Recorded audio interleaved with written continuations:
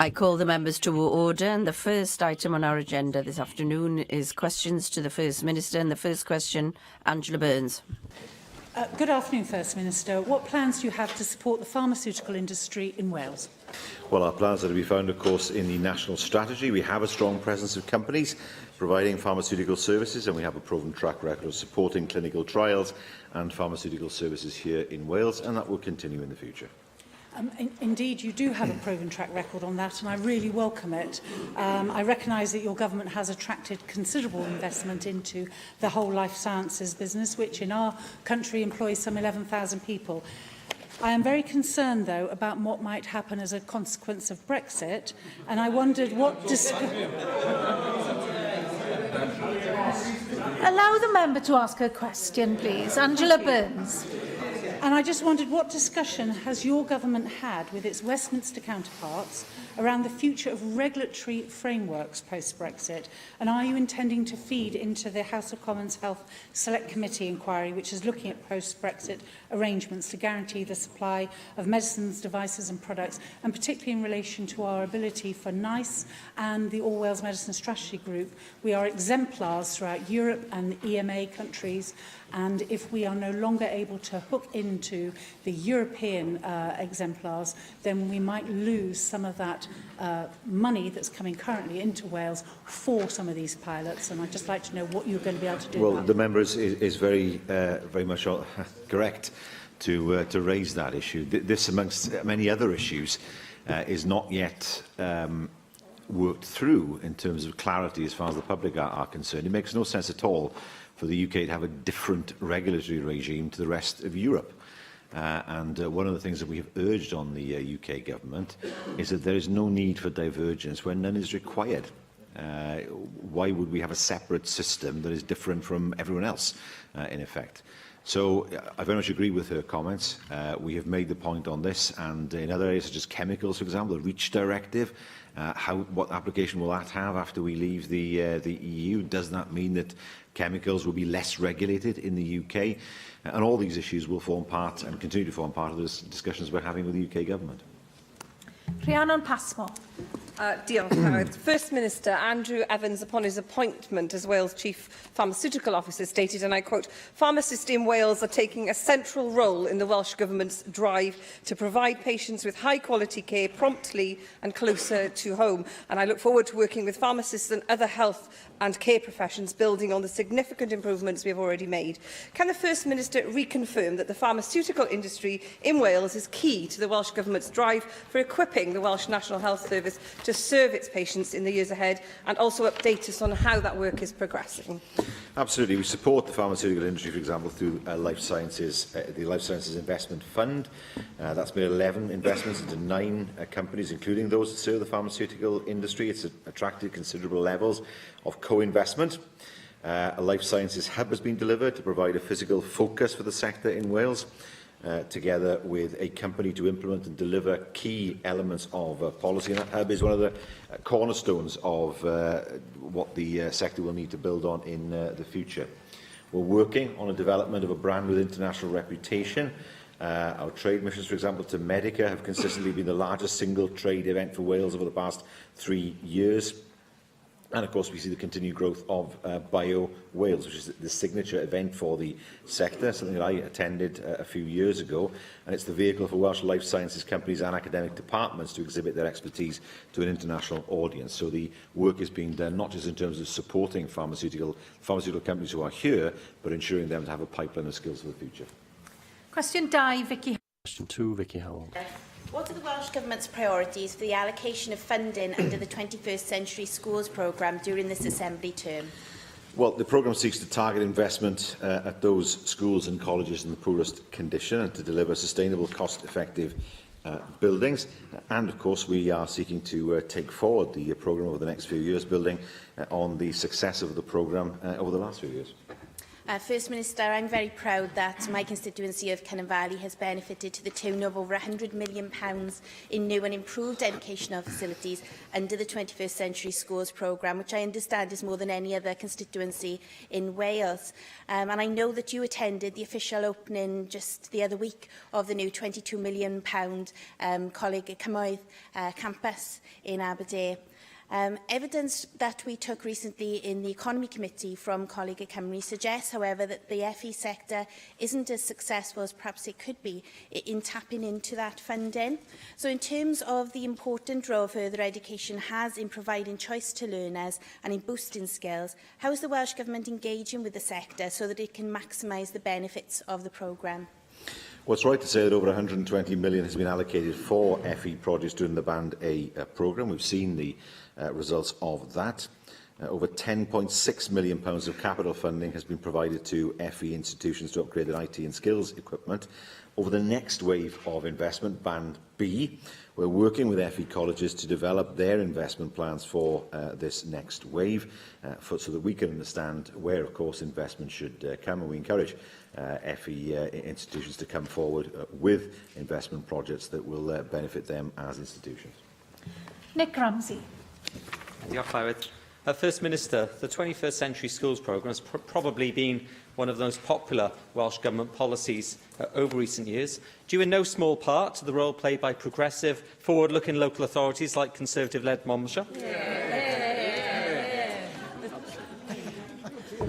Monmouth Comprehensive School is currently being rebuilt and, when complete, will have state-of-the-art facilities, including modern interactive classrooms and IT. It's not just for pupils, it's for the whole town. How is the Welsh Government working with local authorities to help develop new schools like this as community hubs and to help target funding at local projects that will tie in with developments like this? Well, I admire his craft in turning this into a question to congratulate Monmouthshire LEA. Of course, we welcome the fact that Monmouthshire and other LEAs, all LEAs in Wales, have been able to benefit from the School Improvement Programme. I'd remind him, of course, that his party in England has no such programme. And in that case, in Monmouthshire, of course, no new school would be built there or indeed anywhere else in Wales. £1.4 billion was committed over the 5-year period, is being committed over the 5-year period up to 2019. That means funding has been approved for 151 projects in Band A of our programme, exceeding our target.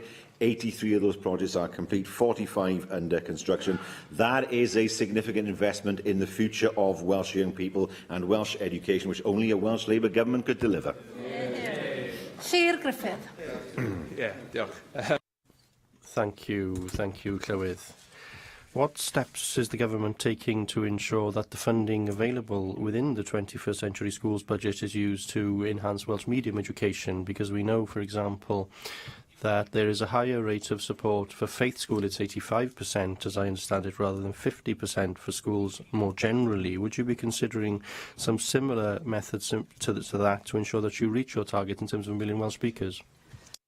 The important point is that local authorities are able, for example, to produce the strategic Welsh medium education plans in their areas, and they haven't been doing so consistently, I have to say, and so that we should use those WESPs to target those areas where we should have more new Welsh schools. The tendency over the years is that the new schools have tended to be English schools, and the Welsh schools have then been established in their former older buildings, and that is not how it should be in the long run. So this starts with the WESPs, namely the strategic plans. We must ensure that every WESP in Wales is robust and does ensure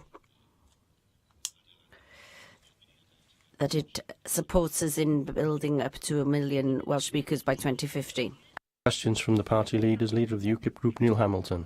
The Welsh Government and indeed the Labour Party generally have been very critical of zero-hours contracts, and also firms like Uber, who they say use their terms and conditions to exploit workers. Well, aren't supply teachers in Wales often in the same situation? There's a case that was quoted on the BBC website this week of Angela Sandals, who's a qualified primary school teacher, but for the last 6 years has also been a foster parent and so has been a supply teacher. She says that after deductions from the agency that she works for, she could be paid around the minimum wage, and some supply teachers are turned to pizza delivery to make ends meet, and supply teachers are voting with their feet and leaving and looking for alternative employment. Does the First Minister think that this is an acceptable situation? Oh, but then this isn't evolved yet. This is something that will come to us next year. We have a supply teaching working group that is looking at ways to boost the employment prospects and indeed income of supply teachers, and that is exactly what we plan to take forward. As the First Minister will probably know, supply teachers in England on average paid about £130 a day, but in Cardiff that's on average £90 to £95 a day, and in West Wales it's as low as £80 a day. Agencies are charging schools above the rate for teachers on main scale 1 to 4, and teachers with 20 years' experience therefore can be paid less than a newly qualified teacher who is permanently employed. The Cabinet Secretary for the Economy and Infrastructure said recently in relation to Uber that people should be able to rely on a fair wage regardless of their line of work, and I don't think there'll be any member in this place that would disagree with that. Well, it is a matter for the school, of course, because schools employ these supply teachers. In order to change to a situation where there is complete consistency in that regard, then LMS would have to be removed from schools. In Northern Ireland, where there is no LMS, there's far greater consistency in terms of supply teachers' pay. This is an issue that hasn't yet been devolved to us. The changing of the system away from LMS would require primary legislation, inevitably, and these are issues which members will have to consider over the next few months. But in the meantime, what we intend to do is using the working group we've put together to improve the conditions of supply teachers, while at the same time considering the best outcome in the longer term. Of course, I mean, schools come under the regulation of local authorities and responsibility of local authorities at any rate, and of course the Welsh Government is responsible for funding those schools and has great persuasive authority, even if it doesn't have the legal authority. Amongst other deficiencies of the current situation for lots of agency teachers, they've got no access to teachers' pension scheme, and often their holiday pay arrangements mean that part of the wages that they're paid for doing their job are held back to them to be handed out during the holidays as though that were holiday pay on top of their normal pay, which is quite wrong. The effect has been that for public sector workers in general who've had a pay cap for the last 10 years, supply teachers have done a good deal worse, and many of them have had a pay cut in effect of up to 40% in the last 15 years. And also, many of these supply contracts also have a clause in them which you have to accept or else you don't get the job, saying, I accept I will not be paid according to agency worker regulations. Is the Welsh Government going to do something specific about these abuses? These are issues that are being considered in advance of the devolution of pay and conditions. We know that schools are, he said that local authorities are responsible, but schools are responsible for employing their supply teachers. And of course, if schools wished to employ supply teachers in a different way rather than go through agencies, then that will be open to them. But with this being devolved in the very near future, this now gives us the opportunity to deal with the issues which I recognise, because I've had constituents come in to explain this to me as well, to deal with these issues in a way that wasn't possible before in the absence of devolution. Rwynydd Plaid Cymru, Leanne. Plaid Cymru leader Leanne Wood. The First Secretary of State, Damien Green, said yesterday in terms of the EU withdrawal bill, and I quote, "Talk of a power grab is behind us." Do you agree with him? We are not yet in a position where, well, I'm not yet in a position where I could recommend to this Assembly that we should support the withdrawal bill.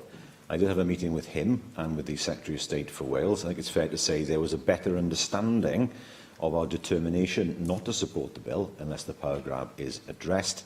And I think it's fair to say that it was a better meeting than previous meetings. Perhaps the arithmetic in the House of Commons has been realised now by the UK Government, but we're not in a position yet where we can recommend that the bill should be supported. We now need to see action by the UK Government to make sure that power grab is removed. Well, it's encouraging to hear that you had a more positive meeting, but Plaid Cymru still sees that there is a risk of a power grab in this bill. Clause 11 of the bill places restrictions on the devolved administrations on competence relating to EU law. although that's not the only part of the bill where we've got concerns, as you will be aware. The meeting between Theresa May and Jean-Claude Juncker last night was of crucial importance to Wales. Even more than the withdrawal bill that I've mentioned, the terms of EU exit on trade is vital in terms of Welsh jobs. Last night, though, there was no breakthrough. The admission that talks need to accelerate is, in my view, a sign of their failure so far. Will you acknowledge that leaving the EU without a deal is a real prospect? And if that does happen, that it would be bad news for Welsh jobs, for Welsh farming and for Welsh trade? It's an exceptionally worrying prospect. As I've said before, no deal is the worst deal. To leave in chaotic circumstances will be bad for everybody. The concern that I have is that insufficient progress is made by March 2019 so that no deal becomes the default position. That is something that she and I are in exactly the same position in terms of saying that we would oppose that. It's hugely important that there is a deal on the table that enables Welsh businesses to be able to access the single market on the same terms as now. But if you agree, First Minister, that leaving the EU without a deal is a real prospect and that it would be indeed bad news for Wales, then the next obvious question that I have for you is what it is you're going to do about it. How is the Welsh Government preparing for every possible Brexit scenario? You know that yesterday the Farmers Union of Wales indicated its support for staying in the single market and the customs union, and they said that the evidence supporting that position was incontrovertible. It's only a matter of time now before other sectors follow them. Your government said in July that businesses were more focused on the short term because there was so much uncertainty around that final deal. You could also not provide data as to how many businesses your government had been in contact with regarding Brexit support. Can you now outline the concrete steps you are taking to prepare the Welsh economy for all possible Brexit scenarios? And will you accept that it is your duty to ensure that the Welsh economy does not sleepwalk into a dangerous economic crisis? We have an EU exit working group that is working on different scenarios, but I have to say that no deal, there is no mitigation for no deal. There's nothing literally we can do in the short term if we find there's no deal. In the longer term, it's possible to look for new markets, but in the timescale we're talking about, it's impossible. If we look at farming, particularly sheep, dairy farming is in a less vulnerable position. But sheep farming particularly, sheep farmers face a triple whammy, in effect, of A, finding that what they produce is now 40% more expensive in their main target market, B, seeing a question mark over their subsidies post-2021, and C, a potential free trade deal with another country with a large sheep meat industry, like New Zealand, for example, that is then allowed to come into the UK without any restriction at all. In those circumstances, no matter how much subsidy can be made available for farmers, much of what they produce will not be sellable. And that's why it's hugely important that our sheep farmers, our manufacturers, are able to access the single market in the same way as they do now. It's perfectly possible to leave the EU and yet still have access to the single market. Norway have done it. Norway is an EEA country. Nigel Farage himself was using Norway as an example of what we could be. And in that sense, if in little else, he's right. Because the last thing we want to see is no deal. Because there's no amount of preparation can prepare the Welsh economy for what is bound to be bad news if we cannot access properly the market where we sell nearly 2/3 of our goods. Leader of the Opposition, Andrew Arty-Davies. Officer, First Minister, why doesn't the Welsh Government use economic intelligence and importantly, input and output tables when creating policy and deciding where to support the Welsh economy? But we do. I have to say you do not use economic intelligence or input-output tables. I haven't had to find an academic, a businessman or woman. There is no one who can support what you've just said, First Minister.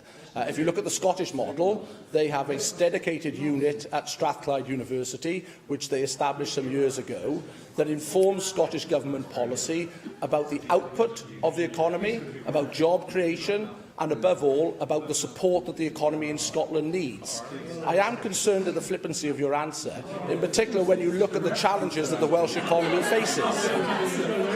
Will you reconsider the answers you've just given, because I can tell you that what the Welsh economy needs when developing new policy and support for the Welsh economy, it needs sound data, good information and an understanding of how the economy works.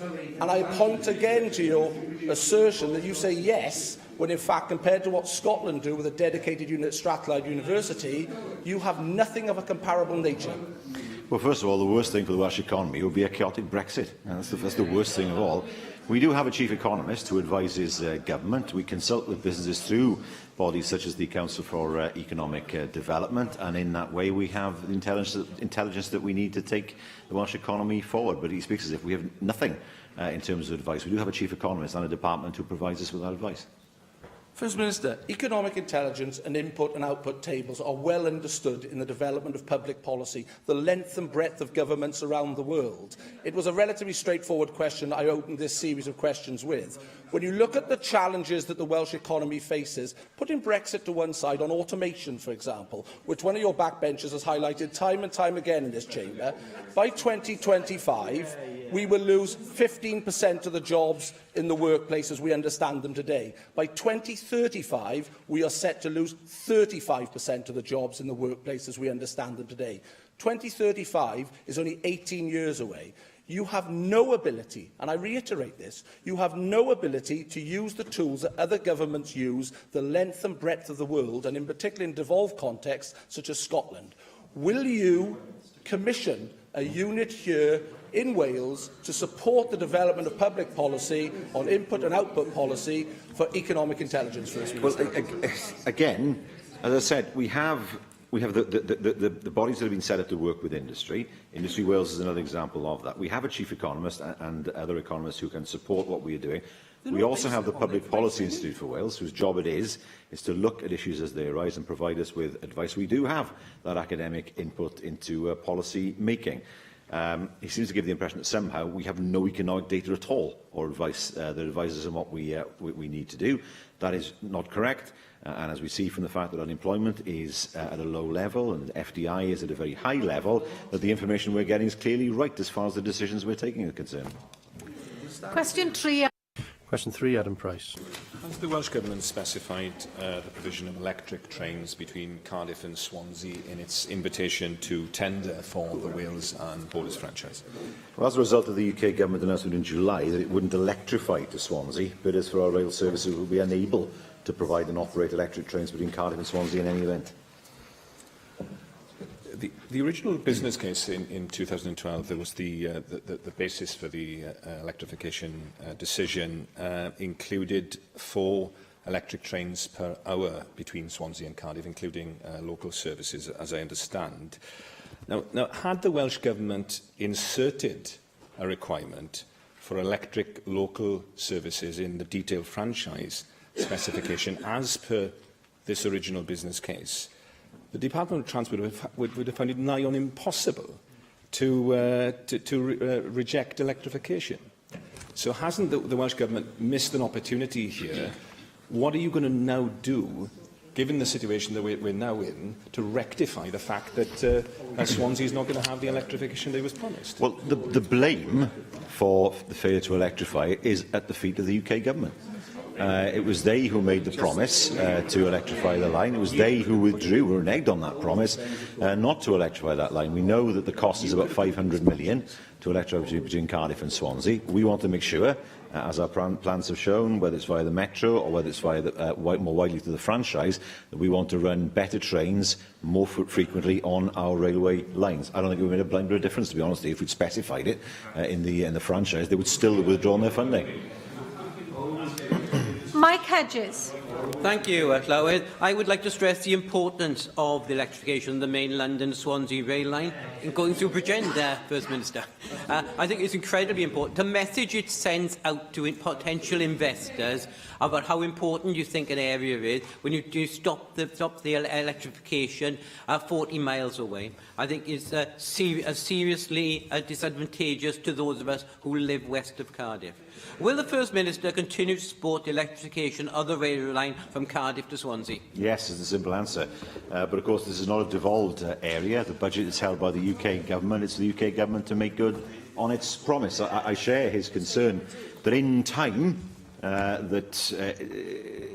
as we see different trains being introduced over the years, that the fact there's no electrification will mean in time that the intercity trains will stop in Cardiff, because there is no mode of traction able to take them further west. Yes, we do have bimodal trains now. Yesterday's launch was perhaps not the most auspicious launch, as the first train broke down. The second one seemed to be cascading water over people because of a fault with the air conditioning system. But we hope those issues clearly are resolved for the good of the economy of South Wales. But a promise was made to the people of Wales. That promise was broken by the same party. What worth now is any promise from any Conservative government after breaking a promise that was so publicly made? Rhiannon Passmore. Diolch, Howard. Will the First Minister update members on whether any progress has been made on the UK Tory government's devolving all the powers required to the Welsh Government to ensure a successful tendering process of the new Wales and Border franchise?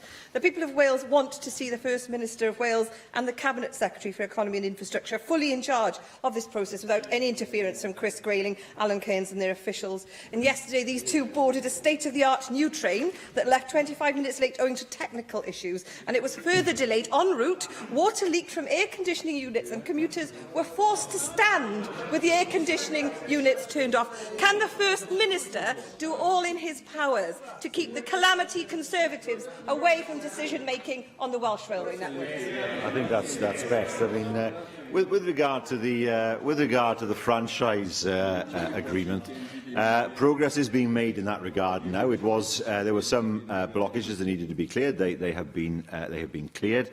But the sad thing is that the UK government refuses to allow the people of Wales any kind of control over their own rail network. We don't even have the power to direct Network Rail. The Scots do. We can't direct Network Rail.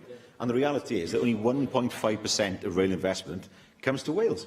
Now, that share should be 6%, 6.2% based on a Barnet share. We get 1.5%. It's ludicrous. On top of that, of course, we know the Scots are able to look at an arm's-length, not-for-profit public sector body as an option for running their railways. We were specifically forbidden from doing it, presumably on the basis that we would in some way contaminate English stations with strange notions about not-for-profit, well-run railway services.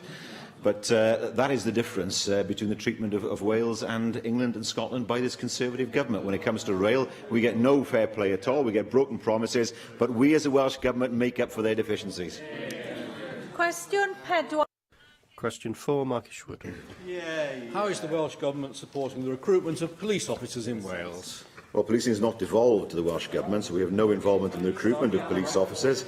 That is a matter for the Home Office. Thank you, and that's why I chose the word supporting. 3 weeks ago, I raised concern with you expressed by the 4 police and crime commissioners and 4 chief constables in Wales that their inability to access the £2 million paid the apprenticeship levy could result in fewer police officers and potential recruits choosing to sign up for English forces instead. In your response, you confirmed that, of course, that you'd received a share of the apprenticeship levy in Welsh Government, but, quote, cannot in good faith pay towards apprenticeship schemes that sit in non-devolved areas. In reality, in the 2017-18 Welsh Government budget, you said you would give £500,000 to police and crime commissioners to ensure they are not disadvantaged as a result of the apprenticeship levy. You actually received £128 million, which covers the £90 million removed from the Barnet block. It covers the £30 million paid into the levy by Welsh public sector employers and left an £8 million top-up above that level. What engagement are you therefore having as a government with the police and crime commissioners and chief constables over this very serious matter to ensure that you give the maximum support you can where you're able to in this area? Well, we meet regularly with the regular ministerial meetings, in fact, to discuss finance and other matters.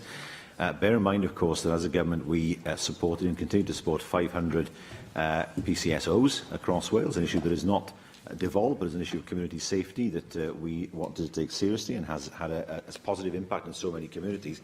But I have to say to the member, he cannot stand there and say that policing shouldn't be devolved and then say we should spend money on a service that isn't devolved. If policing had been devolved, this would be a matter for us. We argue it should be devolved like every other emergency service. It is a matter for the UK government to fund the training of police officers. Otherwise, give us the budget, give us devolution and we'll do it. David Rowlands. Diolch, Llywydd. First Minister, whilst the recruitment of police officers must remain a high priority, we cannot overlook the hugely important factor of retention. 91% of Gwent officers say there is not enough manpower, 80% say they have unachievable deadlines, and 76% say they cannot meet demands. All of this, of course, leads to low morale and disillusionment with the job. Can the First Minister outline the Welsh Government strategy to combat these stresses and thus make retention more sustainable? Well, again, I have to remind the member that these are not matters of the Welsh Government, they are matters of the UK Government. I don't disagree with what he said. Actually, it's a sign of austerity that the police service is under so much pressure, but that is the responsibility of the UK Government. We made it very clear that we wish to see the devolution of policing with the appropriate budget transfer, and we would do a better job for our police officers. Rhiannon Passmore. First Minister, the Tory UK Government recently made a derisory deviation from their ideological obsession with austerity when they announced police officers would get a 1% bonus funded from existing budgets. Steve White, chairman of the Police Federation of England and Wales, said that this announcement would leave many officers angry and deflated. We were not greedy in what we asked for, Mr White added. Officers have been taking home about 15% less than they were 7 years ago. The Federation has asked for a mere 2.8% increase to basic pay. Would the First Minister call on the Tory UK Government and their supporters in this very chamber to pay police officers a decent salary so as to ensure new recruits are not turned off serving their communities as police officers? We've heard, I thank the member for the question. We've heard evidence on these benches and indeed on the benches opposite of the way in which police officers are treated, not properly supported, the police service not properly funded, all as a result of the UK Government's austerity programme. It shows that when it comes to policing, the Tories will sell our police officers short. Question 5. Question 5, Simon Thomas. Thank you, Llywydd. What steps is the Welsh Government taking in relation to safeguarding children in Mid and West Wales? Public bodies give safeguarding of children the highest priority, and of course that is key to the Act, which is the Social Services and Wellbeing Act. Thank you for that response. Under that law, the Minister today had to issue a warning, a statutory warning, following a social services inspection of the children's services in Powys. That report published at midday today makes very disturbing reading. If I can just quote a key paragraph for me: there was a lack of assessment in child protection cases, a lack of a sexual exploitation risk assessment, framework assessment and review, contrary to statutory guidance, an absence of care and wellbeing assessment, and a lack of management oversight of these cases. And it then concludes, this lack of assessment is placing children at considerable risk. Your Minister has given Powys local authority 20 days to come up with an intervention, an improvement plan, and there are external people in place, I understand, to help them to do that. But what assurances can you give to me and the people I represent that in those 20 days that this considerable risk will be removed and that children and young people in Powys will be properly looked after? And what are you doing as a government to ensure something else that's in this report that is extremely disturbing to me, which is the lack of political commitment to children's services in Powys? Well, these are matters primarily for Powys Council. There are other ministers, of course, which I'll come to. But it does show that there has been a lack of leadership in Powys. And it shows, I don't disagree with what he said and what the reporter said in terms of there not being enough political commitment to children's services. What then is the role of government? We've issued the warning notice. It is an unprecedented step. It provides the rigour and impetus to ensure that Powys delivers the improvements that are needed to its services. CSSIW will be monitoring, as will we, very, very closely. But let me be clear, if we don't see prompt and sustained improvements, we will be minded to consider increased intervention, which may well include taking over the authority's social services functions. Joyce Watson. Diolch, and I too am appalled to read this report today, and it all really does come down to lack of leadership. Leadership in management, and it's clear that it's political leadership that's been lacking. And we all know that children are very often the most vulnerable within our society, and they do deserve at least a minimum commitment to them in the delivery of the services, as do the staff. There are staff working in this field in Powys today who are trying their very, very best to do a good job, and yet they're being completely undermined, according to this report, by the lack of investment in them and in those services they're trying to deliver. So my question to you, First Minister, is whether you will support the call for Powys councillors to finally get their act together, to stop talking and to act collectively for the good and well-being of the children. And also, within the next question following through, if it is the case that the Council cannot prove that they are taking the appropriate action in the given timescale that has been put to them by the Minister, will it be the case that the Government will move in and direct those services to deliver for the most vulnerable within Powys? Well, ultimately, of course, it is open to us as a government to take over the authority's social services functions. That is, of course, an option if the authority fails to deliver under the terms of the warning notice, and that is something certainly that we will be monitoring closely over the next few days. I can give members the assurance that this will receive the fullest attention of both Welsh Government and CSSIW, and no option is ruled out if compliance is not achieved. Paul Davis.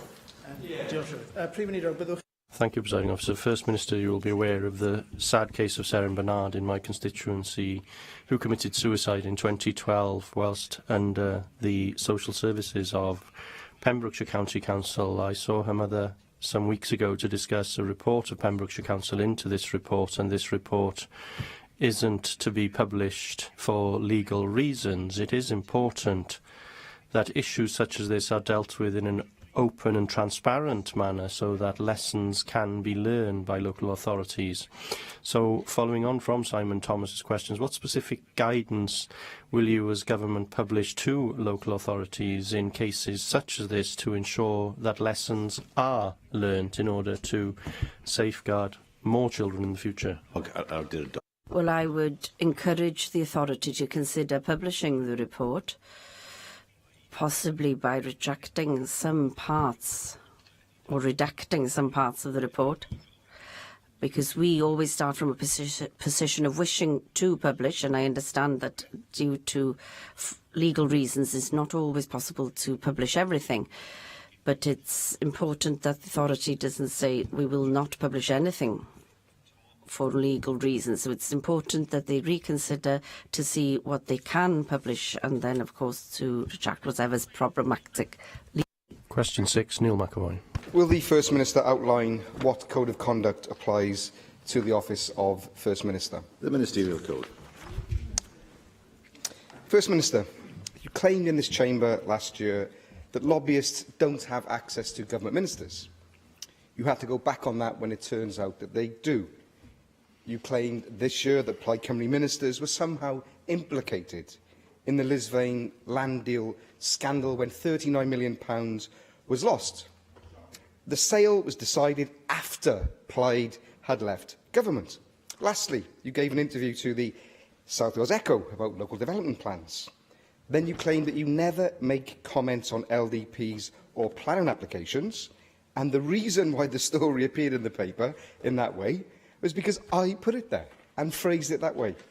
That's a really serious allegation to question a journalist's integrity like that, and I have no influence whatsoever over the South Wales Echo. You need to be held to account and be properly investigated. So since you won't answer me in any other way, I'm asking you now, in front of the people of Wales, will you voluntarily refer yourself to be investigated under the Ministerial Code of Conduct, like Alex Salmond did in 2012? Do you have the courage to do that? Let me see. Now, let's just examine his position as a politician. He's not done well in making allegations, wild allegations in the past in the courts. He has found himself in a position where he's disciplined by the Ombudsman, if I remember rightly, in terms of his conduct as a councillor, and he's been expelled from his own party group. Can I suggest he has a long, hard look at himself first before criticising anyone else? Cwestiwn 7. Question 7, Hannah Blythen. First Minister make a statement on Welsh Government support for Pride events in Wales. Yes, we provided funding to Pride Cymru for many for many years, including this year, despite budget. No one should read anything into that, of course. Despite budget pressures, and Pride events provide opportunities for LGBT people and others to have safe, accessible spaces to celebrate. Thank you, First Minister. I welcome Welsh Government support for Pride Cymru, and hopefully we'll see this event going from strength to strength, and one day in the not too distant future host Euro Pride here in the capital. Pride events across Wales, of course, offer an opportunity for the LGBT community, our friends and allies, to come together in celebration in a space that is safe for us to be ourselves. But while we must not be complacent, Pride enables us an opportunity to demonstrate support and solidarity for LGBT people, and particularly young LGBT people. That's why I'm pleased this year that in my own constituency we hosted the first ever Flintshire Pride, and I'm incredibly proud now to say that the Flintshire Pride has recently gained charitable status, and I'm very proud that they've asked me to be a patron. Actually, alongside Andy Bell of Erasure fame, so I hope at Pride next year they don't mix up who is speaking and who's meant to be singing. But First Minister, will you join me in congratulating Flintshire Pride on achieving this charitable status? And of course, it would be fantastic if we were able to come and join us on June the 9th next year as we celebrate diversity and send a message of hope in our communities. Well, can I thank the member for the invitation, which of course I'll consider. I can say that the government hosted a stall at Flintshire Pride in May. It was encouraging to see such a positive, well-attended and successful event. People travel from far and wide, actually, to go there, I understand. Of course, we want to make sure that we continue to support Pride events in order to celebrate and to fight those who encourage division in our society. Nick Ramsey. First Minister, I was delighted to take part in the first Pride March in Cardiff a couple of years ago. I wasn't coming out, by the way. I was representing my party. It was a great event, as is the Pride movement itself.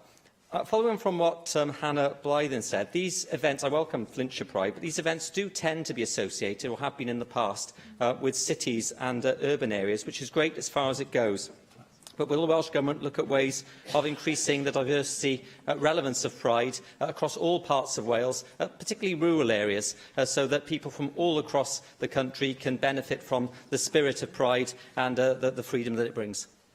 The member's right. It has tended to be urban-based, and the Minister, I'm sure, will want to work with organisations such as Pride Cymru to see how it's possible to increase the number of events, particularly in rural areas, and that, I'm sure, working with the organisation can be achieved in time.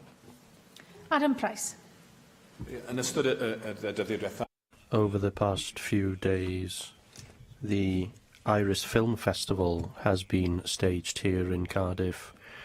It represents the largest gay film prize in the world and the largest short prize awarded anywhere. So may I ask the First Minister to congratulate those people who arranged that event and the volunteers for their success. I declare an interest because I was there for most of the festival, and it is being staged by a friend of mine. But can I ask you what more we can do to help the Iris Festival to extend its message of pride across Wales, as we heard earlier, and particularly in thinking of Welsh speakers, where there is some work to be done, I think, in bringing together this question of pride in one's sexuality and pride in one's language and culture? Well, it was a pleasure to hear of that success, and we wish to ensure that we work with the organisers to see how we can enhance the event itself and the influence of that festival and how we can grow. And so we'd be very happy to receive any kind of correspondence to see how we can help to build on the ideas contained in that correspondence. Sinead Trenon Passmore. Will the First Minister make a statement on the progress of the Ministerial Task Force for the South Wales Valleys?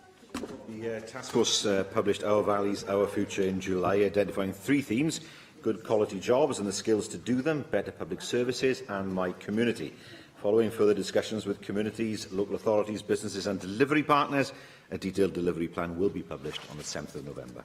Thank you. May I congratulate the Minister for Lifelong Learning and Welsh Language, Alan Davies AM, for his enthusiastic and energetic way within which he has launched his Ministerial Valleys Task Force. The task force has stated it will also explore the concept of a Valleys landscape park to help local communities build on many natural assets, including the potential for community energy generation and tourism. Will the First Minister outline the potential the Welsh Government sees in assisting the communities of Isloyn in ensuring Cwmcarn Forest Scenic Drive is enjoyed by as many people as possible? And can I also personally invite the First Minister to accompany me to visit the Cwmcarn Forest Drive and enjoy one of the many wonders of Wales? I have been actually to the Forest Drive in my previous guise as a minister some years ago now. And of course there was a long period of closure, as we know, which was very difficult for the local community. It's a wonderful asset for her constituency and one which attracts many visitors. The Minister and I have discussed the landscape park, and we're looking at ways how we might be able to take that forward. It's a good idea. It's a question now of seeing how we can flesh out that idea to provide benefit not just for her constituency but for all of the communities that sit along the Northern Valleys. Question now, Mike Hedges. Question 9, Mike Hedges. Will the First Minister make a statement on providing sufficient quality housing in Wales? Yes, one of the changes that I've been most proud of over the past 20 years is that the standard of public housing now is as good as, if not better, than some private houses. There was a time, of course, when council houses could be distinguished by the fact that they were often built to a lower standard than anywhere else, and that is something we can be proud of. The Welsh Quality Housing Standard, of course, Welsh Housing Quality Standard, rather, is hugely important in terms of securing improvements to existing homes, and, of course, together with the building regulations, they help us to deliver better, affordable homes for people for the future. Can I thank the First Minister for that response? Of course, council houses were built to a very high standard until the Conservatives did away with the Parker Morris standard. Can I say some of the more enlightened tenants and councils in Wales supported council housing stock staying in council hands? What support will the Welsh Government give councils such as Swansea that have started to build council houses once again? Well, he and I have been on site, of course, at sites in Swansea where council homes are being built. Local housing authorities were invited to submit bids for funding support under the new Innovative Housing Programme, which promotes innovation in housing construction techniques, design and delivery. And, of course, money is being made available through the Affordable Housing Grant. But I very much congratulate Swansea Council on the leadership they have shown in building council houses once again. Ac yn ola, cwestiwn 10. Finally, question 10, Sian Gwenllian. Will the First Minister make a statement on the future of vascular services at Ysbyty Gwynedd? Betsy Cadwaladr University Health Board has approved plans to create a specialist vascular unit for North Wales at Ysbyty Glan Clwyd. There are no plans to close any other vascular departments. The Health Board will continue to treat patients with non-complex needs at all 3 North Wales hospitals. Given that the Health Board is in special measures, the final word on one of the crucial services of Ysbyty Gwynedd sits with your government. The intention is to move the emergency vascular service away from Bangor. So if there were to be an accident in Aberdaron and that someone needed urgent attention because of serious bleeding, then that person would have to travel 72 miles, an hour and 3/4 in order to be treated. The Health Board intends to spend over £2 million on a new theatre in order to create a single new vascular unit. Is that good value for money when we have 2 vascular units among the best in Britain already in Bangor and Wrexham? Will your government intervene and ensure that common sense prevails so that there is the top quality service available to people in all parts of North Wales? There was a review of this, if I remember rightly, and one of the things that came up with was that we needed 1 specialist unit. We've argued about these issues previously in the Assembly where people have opposed moving one specialist service from one hospital to another, but what the outcome is that the services are better, and we saw that with the colorectal surgery from Bronglais to Cardiff, and the outcomes were improved because of that move. I know it's something that won't receive the support of everybody, but we have to ensure that the people of North Wales have the same access to a specialist unit as everybody else. 80% of patients will still receive their treatment in Ysbyty Gwynedd, but with the more complex cases, they will receive the treatment in a specialist hospital in order to get better outcomes. Thank you, First Minister. The next item is the business statement and announcement, and I call on the Leader of the House, Jane Hutt, to make that statement. Jane Hutt. Jock Lywyd, I've no changes to make to this week's business, and business for the next 3 weeks is shown on the business statement announcement found among meeting papers and available to members electronically. Andrew Arty-Davies. Thank you, Presiding Officer. Leader of the House, could I have two statements, if possible, please?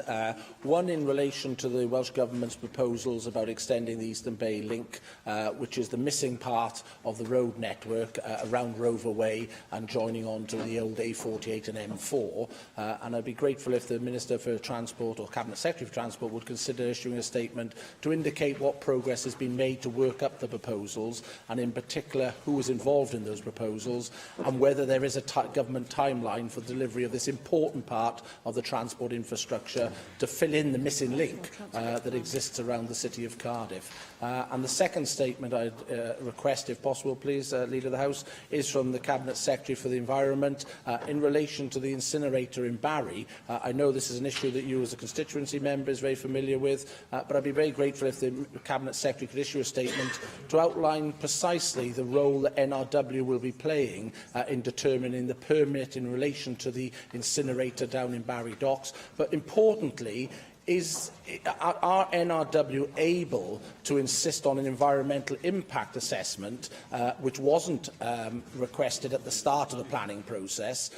And if that is the case, can the application be put on hold until that environmental impact assessment has been undertaken by the applicant? But what is more important is a clear timeline and understanding of the guidance that NRW work to on this important application that obviously has considerable interest in the locality.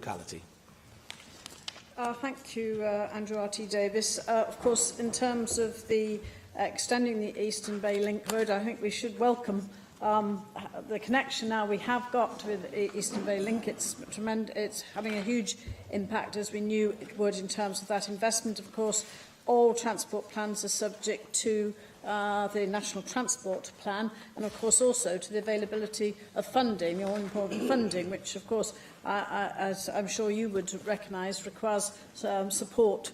And will you be making this request to Philip Hammond, I wonder, in terms of his forthcoming statement? Because we certainly need more money for transport infrastructure here in Wales. It's your chance, Andrew Arty-Davies, as Leader of the Opposition. On your second point, there's obviously this is a matter for the Cabinet Secretary for Environment and Rural Affairs to consider whether a statement is appropriate. I am very involved as Assembly member with the Incinerator Action Group. In fact, I'm chairing a meeting this week with the South Wales Fire and Rescue Service with members of the Incinerator Action Group, and we have a number of forthcoming meetings, and indeed I chaired a meeting with Natural Resources Wales and the Action Group in September, and I think that's probably as much as I'm allowed to give as an Assembly member and as Leader of the House. But it is clear that it's Natural Resources Wales who's currently determining an application for environmental permit. Simon Thomas. Thank you, Presiding Officer. I'm sure you're aware, Leader of the House, that many of us who represent Pembrokeshire have been enthusiastic supporters of Ellie's Ward 10 flag appeal. This is a wonderful fundraising effort led by a possibly 8-year-old now, girl who's raised over £120,000 for Ward 10 and cancer patients in Withybush Hospital. It's a magnificent effort, a community effort as well, supporting her. I understand now that the formal business case for the use of these funds and other capital funds from the Welsh Government has been agreed by Hywel Dda University Health Board and then passed on to the Welsh Government for formal approval. I'm not expecting an announcement today on that, but I would like a commitment from the Government to either to a written statement or to write to members who represent Pembrokeshire and who have an interest in Withybush Hospital, telling us the outcome of this process, and certainly to urge the Government to fully consider this business case now, and I very much hope give their approval so that this fundraising effort, locally and led by this wonderful young school pupil, is really rewarded, and we see that progress in Withybush. Well, I think we would all join you, Simon Thomas, in congratulating this wonderful example of a young person taking this campaign forward, Ellie's flag appeal for Ward 10 at Withybush Hospital. It is obviously making progress in terms of the business case, and I think the Cabinet Secretary for Health has heard your request for an update, and I'm sure that will be forthcoming. Mike Hedges. Llywydd, I'm asking for a statement by the Welsh Government on transport within the Swansea Bay City region. This statement should include bus rail interchanges, which we desperately need, the reopening of closed railway stations, such as Landor Station, and the opening of new railway stations, such as Cocket, and improved road links, especially on the dualling of the A40, and improved cycleways, so that some of the gaps in the cycleway network can be made up. Well, Mike Hedges raises important points about transport connectivity. I've just mentioned the National Transport Plan, the National Transport Finance Plan, and in fact any measures for improving our infrastructure, infrastructure across the whole of Wales, including Swansea City region, are in that National Transport Finance Plan. And of course, the fact that already funding has been made available via the local transport fund of the City and County of Swansea is important for the Morva Distributor Road, for A483 Fabian Way Corridor, and £115,000 for this financial year to develop the outline concept for South West Wales Metro. Indeed, funding for Kingsbridge Link scheme, and we've recently launched our new local transport network fund, which includes £1 million for strategic bus corridors and public transport hubs in Swansea. Angela Burns. Leader of the House, I'd like to ask for two statements, if possible. I'd like to ask for a statement to be brought forward by the Cabinet Secretary for Health, Wellbeing and Sport on reports that Wales's biggest health board, Betsy Cadwallader, which is in government special measures, is set to overspend by some £50 million this year. I think this is a matter of great concern and has an enormous impact on the rest of the Welsh NHS. If we were to add up all of the deficits that are forecast, we're going to have a shortfall in the Welsh NHS of £137 million, give or take a million here or there. The possible impact it could have on the public could be devastating. We are coming up into winter with winter pressures, and I think that this is an area that would be of great benefit to us if we could just have some discourse on this to find out what the Welsh Government intends to do, both from their angle and what they would like to see happen from the health boards, and how we can mitigate the devastating impact that this funding crisis would have. The second statement which I would like to ask for is a statement from the Minister for Social Services and Public Health on the report into children's services at Powys County Council. I know we are all shocked by that report, and I'm very grateful to the Minister for her briefing on it today.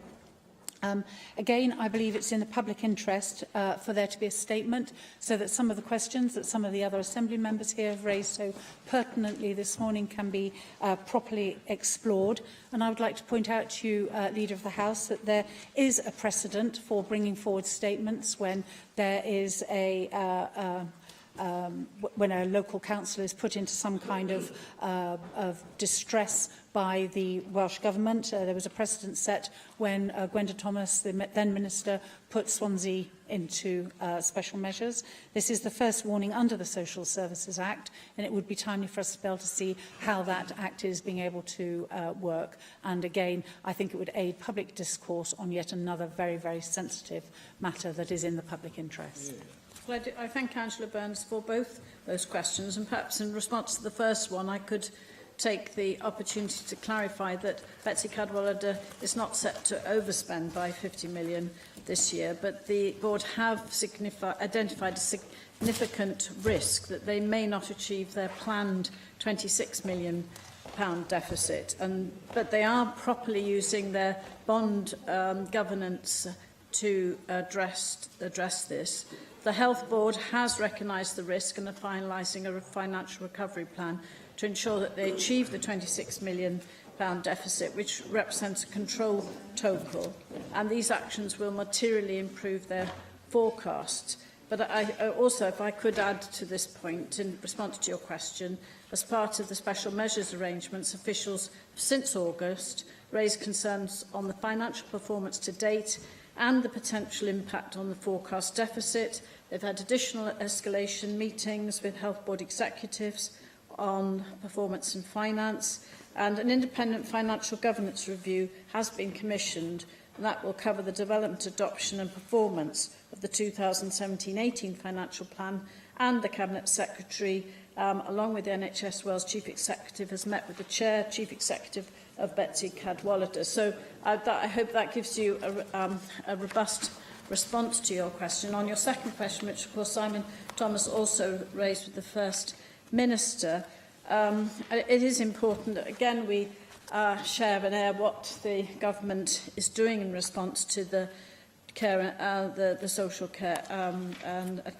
care and standards and social care inspectorate's Wales report on safeguarding children in Powys. You know that the Minister has issued a written statement. I think it's probably gone out by now. And that statement has outlined the action being taken by the Welsh Government in relation to Part A of the Social Services and Wellbeing Act, which has resulted in a warning notice being issued to Powys County Council today. That sets out what the Welsh Government expects from Powys County Council in terms of addressing the serious concerns raised in the CSSIW inspection report. The notice being laid before the National Assembly for Wales today. Powys must submit an improvement plan within 20 days, and the Minister will report back to the National Assembly for Wales in 90 days. Joyce Watson. Diolch, Llywydd. I'm also going to ask for two statements, and the first one, Leader of the House, that I would like is a statement from the Cabinet Secretary for Environment and Rural Affairs on whether or not she will consider looking at increasing the maximum jail term for animal abuse from 6 months to 5 years. The UK Government have recently announced their intention to increase the maximum prison sentence available to magistrates to 5 years. And it's thought that the Animal Welfare Act of 2006 will be used as a mandate for change for increasing sentences. In the last year, there have been 2 successful prosecutions in my constituency where puppy farm breeders have been found guilty of cruelty and neglect. Those animals were kept in the most horrific conditions without being given even the most basic care, and they did suffer terribly. But what struck me was that despite the horrendous suffering that was caused, the longest sentence that was given was only 5 months. The only other sentence that was given was a 9-week sentence suspended for 2 years. I believe those sentences to be far too lenient, and I think that we need to urgently address this issue if we are going to be serious about becoming a country that protects animals. The second statement that I would ask for is a statement on human trafficking or anti-human slavery. I'm chair of the cross-party group on human trafficking in the Assembly, and we did convene the very first meeting of the term this morning, which was hugely well attended from experts across Wales. And they are providing both the expertise to try and end the heinous crime of modern-day slavery or trafficking, and they also actually provide victim support that helps to support those victims, but also to help those victims tell their stories so that we end up with the perpetrators of this heinous crime actually being prosecuted. We were, and we still are, we were the first and we are still the only country in the UK that has a national anti-slavery coordinator. And I don't think that people realise that that is still the case. And in the meeting this morning, the Wales Anti-Slavery Coordinator made clear that Wales is now seeing more reporting of modern slavery than they ever had before, and it has the most successful number of prosecutions. We think that that was due to the increase in reporting of those as a consequence of the greater awareness that this issue has across Wales, alongside the comprehensive training sessions being delivered to first responders and non-government organisations on what they need to look at and what they need to consider in first identifying a potential victim of slavery, or how to respond to those. And again, it was the case that it is more likely that those victims were more likely to share their stories to the non-government organisations and not the authorities when they come forward, since they definitely do not trust authorities from whence they've come. But the other issue and the other crossover that was clearly identified this morning is the need to cross-reference where we have refugees seeking refuge, particularly if they're unaccompanied minors, with a likelihood of them falling prey, if they haven't already fallen prey before they arrive, to the anti-slavery, to the slave traders. And we all know that we supported the Dobbs Agreement here in Wales, and yet it is the case that we have brought through very few children safely to the UK, and yet Wales remains open to that request. Thank you, Joyce Watson. And can I just say, in terms of responding to your first question, that animal welfare is a priority for the Welsh Government, and the Wales Animal Health and Welfare Framework group obviously indicates that commitment. We have noted the DEFRA announcement in terms of the increased maximum sentence for animal cruelty in England from 6 months to 5 years. We're aware of Scottish Government as well in terms of their commitment. But again, back to our commitment as a Welsh Government, the way we treat animals is an important reflection of the values of our society. Animals should be protected from pain, injury, fear and distress, and those who commit the worst acts of animal cruelty should face tough punishment. So the Cabinet Secretary for Environment and Rural Affairs is giving consideration to all options for Wales to ensure clarity for enforcement agencies, the courts and the people of Wales. I'm very glad also that you've brought a question to the business statement about the fact that tomorrow is Anti-Slavery Day. I think we are wearing the badges today, those of us who perhaps have engaged. I think we should pay tribute to Joyce Watson for her role. Back in 2010, she produced a report on trafficking, which actually did lead directly to the Welsh Government becoming the first and sadly only country in the UK to appoint an anti-slavery coordinator. And it's good to hear there was such an excellent turnout at your meeting this morning, receiving yet another updated report, which I referred to on Friday at the annual lecture, the Bowso annual lecture, which was on human trafficking and human rights issues, which, of course, was well attended, and our anti-slavery coordinator attended that meeting and answered questions. We have a Wales Anti-Slavery Leadership Group providing strategic leadership and guidance in how we tackle slavery in Wales, also to provide the best possible support for survivors, and the role of the third sector was very, very clear there in terms of Bowso's leadership role and Women's Aid and the other organisations who were there.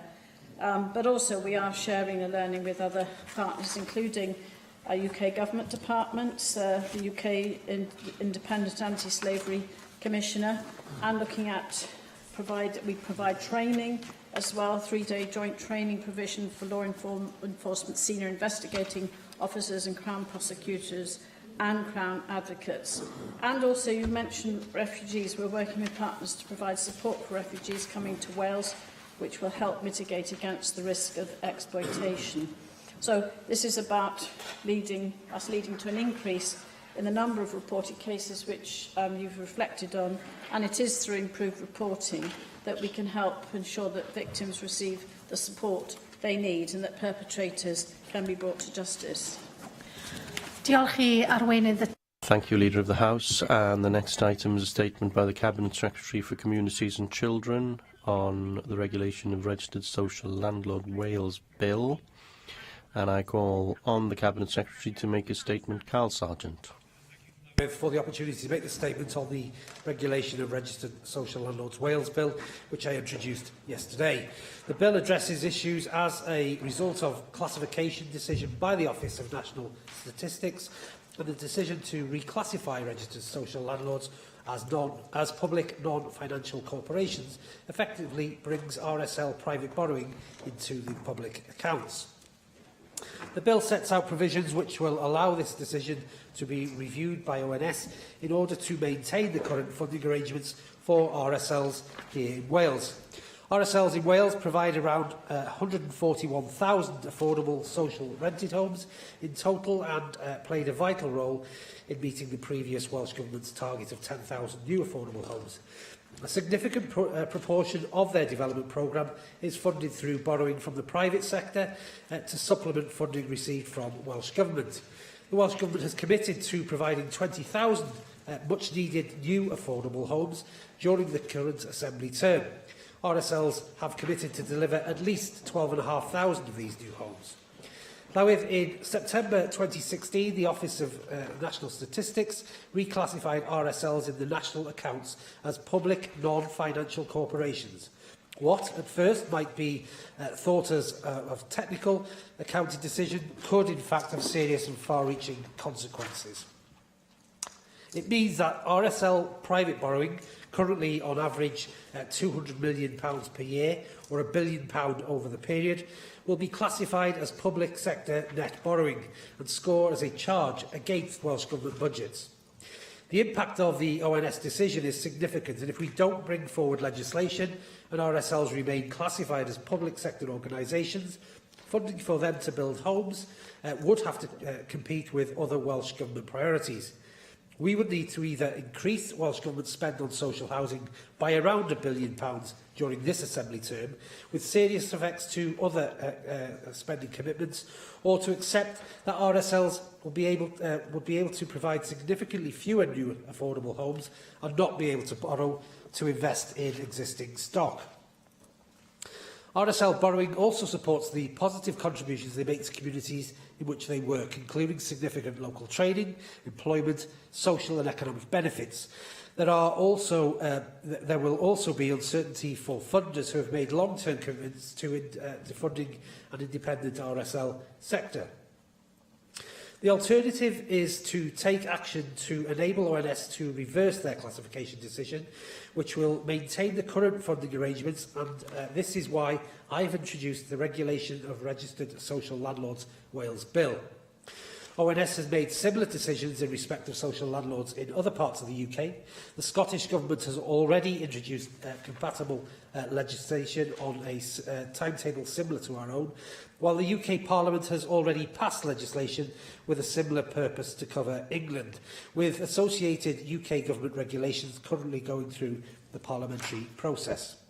So I've worked with the Cabinet Secretary for Finance and Local Government to secure a derogation from HM Treasury whilst we deliver the necessary legislation changes on ONS reclassifies RSLs to outside the public sector accounting boundaries. The derogation is in place for 2017-18, ensuring there is no budgetary impact in this financial year. HM Treasury have confirmed that they will be treated no less favourably have confirmed that Wales will be treated no less favourably that England, while the legislation is fully enacted, as it is in Scotland and Northern Ireland.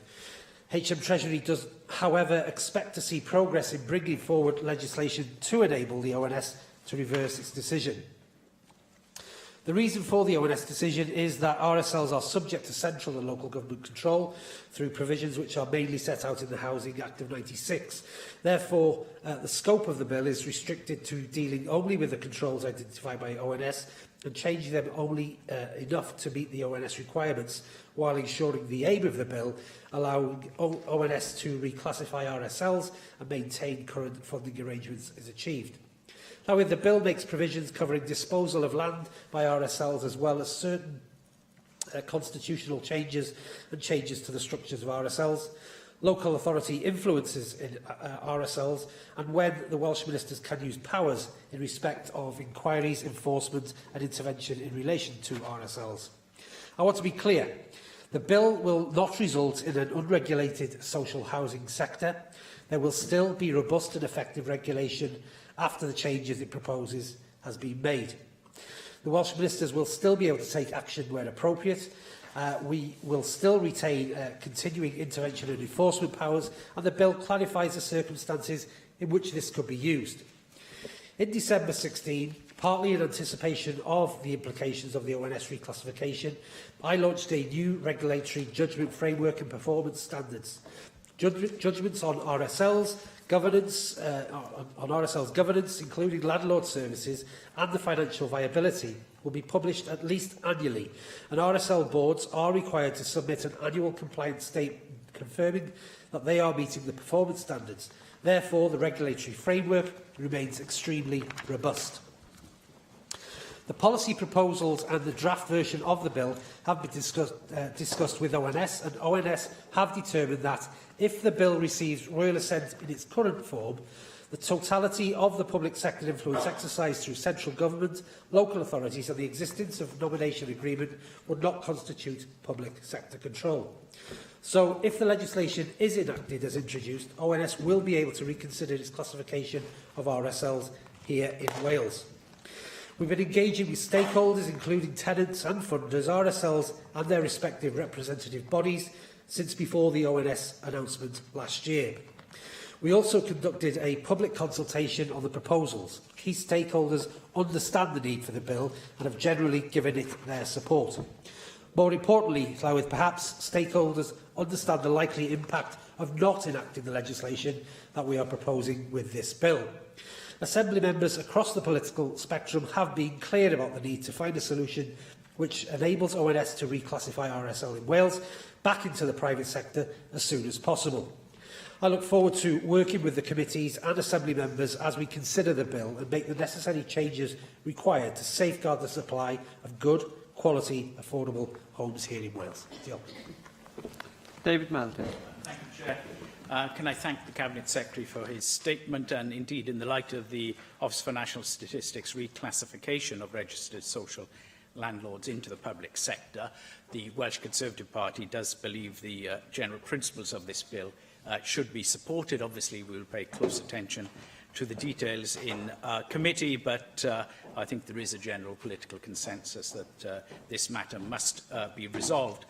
Indeed, I've called for an increase in house building and an increase in ambition in house building, especially for the affordable sector, and I've made that clear over the past few years. And I welcome this bill, therefore, as a way to simplify the current process and remove a barrier which has now been brought to our attention, however, unexpectedly. Any limit placed on borrowing of housing associations in Wales would risk the government's ability to deliver on its 20,000 affordable home target, and that would have an adverse effect on the housing situation. So this, there is a real requirement to move here. I do hope that the government will work closely with ONS throughout the bill at its different stages. And indeed, we will, at some point this autumn, early winter, hear what the ONS review for England has decided. And of course, the Minister did read out a statement from ONS, but obviously until we know that what we're doing is sufficient, I think we're all going to be slightly nervous. So I'm sure it's going to be important for him and his department to closely monitor the progress of this bill. I think the bill obviously needs to meet the concerns of ONS so that reclassification is possible, while protecting the interests of stakeholders, especially tenants. And I know the Minister has made reference to that in his statement, and I just want to follow up with a few more details, which I hope he can respond to now or when we debate the general principles. The first is the removal of requirement for disposal consent. And I note that when this requirement was actually sought in the purpose of general consent Wales Order 2009, the government then said an application to the Welsh Ministers for disposal may be seen as a method of protecting tenants. So I think it's logical to ask you, well, how are they now going to be protected if that requirement for disposal consent is removed? Then, if I can turn to regulatory powers and enforcement, a change in regulation needs to ensure that there is sufficient confidence, I think, for lenders and investors to provide the funding essential for the delivery of new social housing, where central government is unable to provide the funding itself. This factor was highlighted by the Council of Mortgage Lenders in the consultation, and they expressed concerns that an RSL would have had to failed before any action was taken against it, which has the potential to damage the wider Welsh RSL sector by increasing perceptions of high risk amongst potential lenders. I'm sure the Minister has already considered that consultation response carefully, and I think it would be useful if we would hear some of his views and his response to it. And then finally, the power to reduce the, or introduce a new power to reduce local authority influence over RSLs in Wales. I do note there's overwhelming support for this. I think only one local authority said that they couldn't support this measure. But again, this has been something of a protection for tenants, perhaps the local authority members of housing association boards and that. So how is the balance going to be kept, really, to protect the tenants' interests? But in general, I'm sure none of these issues is insurmountable. We will pay careful attention to the practicalities, but we will offer every assistance for this legislation, if fit for purpose, for it to proceed. Thank David Melton for his comments, and thank him also indicating the principles of the bill will be supported. First of all, a couple of questions that the member raised around tenants and tenants' rights and disposal. The legislation technically does not affect the fundamental commitments made to tenants through our LSVTs, and will still have to deliver and maintain the Welsh Housing Quality Standard, for example. I will give him more details as we move through the process of the scrutiny. In terms of the leverage on associations, I mentioned earlier on the regulatory judgment framework and the performance standards of this. And this is a very powerful tool, particularly of interest to the lenders. One is the Welsh Government as a primary lender, and also the private sector. And this is something that RSLs are very keen to ensure that there is a balanced approach on, but we are very keen to pursue that on the basis that it is done properly and scrutiny of these associations is done properly. And this will result in the purpose of the ability to lend long term is something that I'm sure RSLs will have a very good eye on as a business risk to their association. Finally, regarding local authority representation, there will still be local authority representation on there. This is obviously for as we move forward, a discussion that we'll have in terms of how do we make sure the balance is right around scrutiny, tenants' representation, and understanding their ability to influence housing associations. It's an important point the member raises, and I look forward to working with him as we take the bill forward. Bethan Jenkins. Thank you. As a Plaid Cymru grouping, we are minded to support at the moment, but as with the caveats proposed by David Melding, I think it's important that we obviously see what happens on committee stage and to... Everybody's phone's going off today, gosh. I just wanted to say that, you know, we'd have to look at what happens on committee in relation to the amendments potentially that will be put forward. I'd want to probe further on whether you are content that there are still sufficient controls in place for Welsh Government under these proposed changes. You mention the Regulatory Framework for Housing Associations registered in Wales document. But, for example, the Performance Indicator 2 in relation to tenants is quite, well, it's just one tiny paragraph, and it doesn't say how you demonstrate tenants are effectively engaged. It doesn't go into detail about what appropriate ways there are for tenants to be engaged. So I'm wondering how you're proposing to enhance upon the role of tenants, if that is the vehicle for doing so, if it's not through this particular piece of legislation. In relation to picking up on the point with regards to councillors, I believe that's because then the councillors who will be on any given board won't have the deciding vote on that particular board. I was wondering whether you could look into the possibility of potentially whether tenants groups or tenants could have that particular role, so then potentially you wouldn't have to reduce it because tenants wouldn't be deemed potentially to be political. The reasons why I think you have to decrease the amount of councillors are because it's deemed as government control or, you know, political control. If you had tenants performing that role or that higher level role on housing associations, could you do it that way? Could it be a different way of looking at things? I'm not sure whether you've done that research. I'm getting my way through the explanatory memorandum, but obviously we had it yesterday, and if you've got 134 pages to read, so I haven't got through it all yet. So perhaps we can discuss that further. As we know, the issue with regards to it being in the public domain at the moment would mean the borrowing issue. So this is a wider point about whether you've discussed with the UK Government increasing or altering the cap on local authorities borrowing, considering the fact that if it did remain in the public, you'd be borrowing off the public purse, and you've already got plans in train. So would you be able to appeal to the UK Government to change their long-standing opposition in this regard? And if you can, then I will congratulate you. Can you comment on the removal of disposal consents? What ways do you plan to make sure that TPAS will be fully involved in consultation on that particular issue? And when this goes to committee, can we be assured, or can we ask the ONS to comment on any potential recommendations, so that any potential amendments, either by the government or by individual members, are considered in relation to what the ONS deems to be acceptable? I.e., at the moment, the ONS have said, as the bill stands, it would be acceptable. But, you know, in politics, people will have different ideas. Amendments will probably come forward. How are we going to know throughout that process that the ONS are happy with that? Because, of course, you've presented a bill, but you've only had a reaction to it as it stands.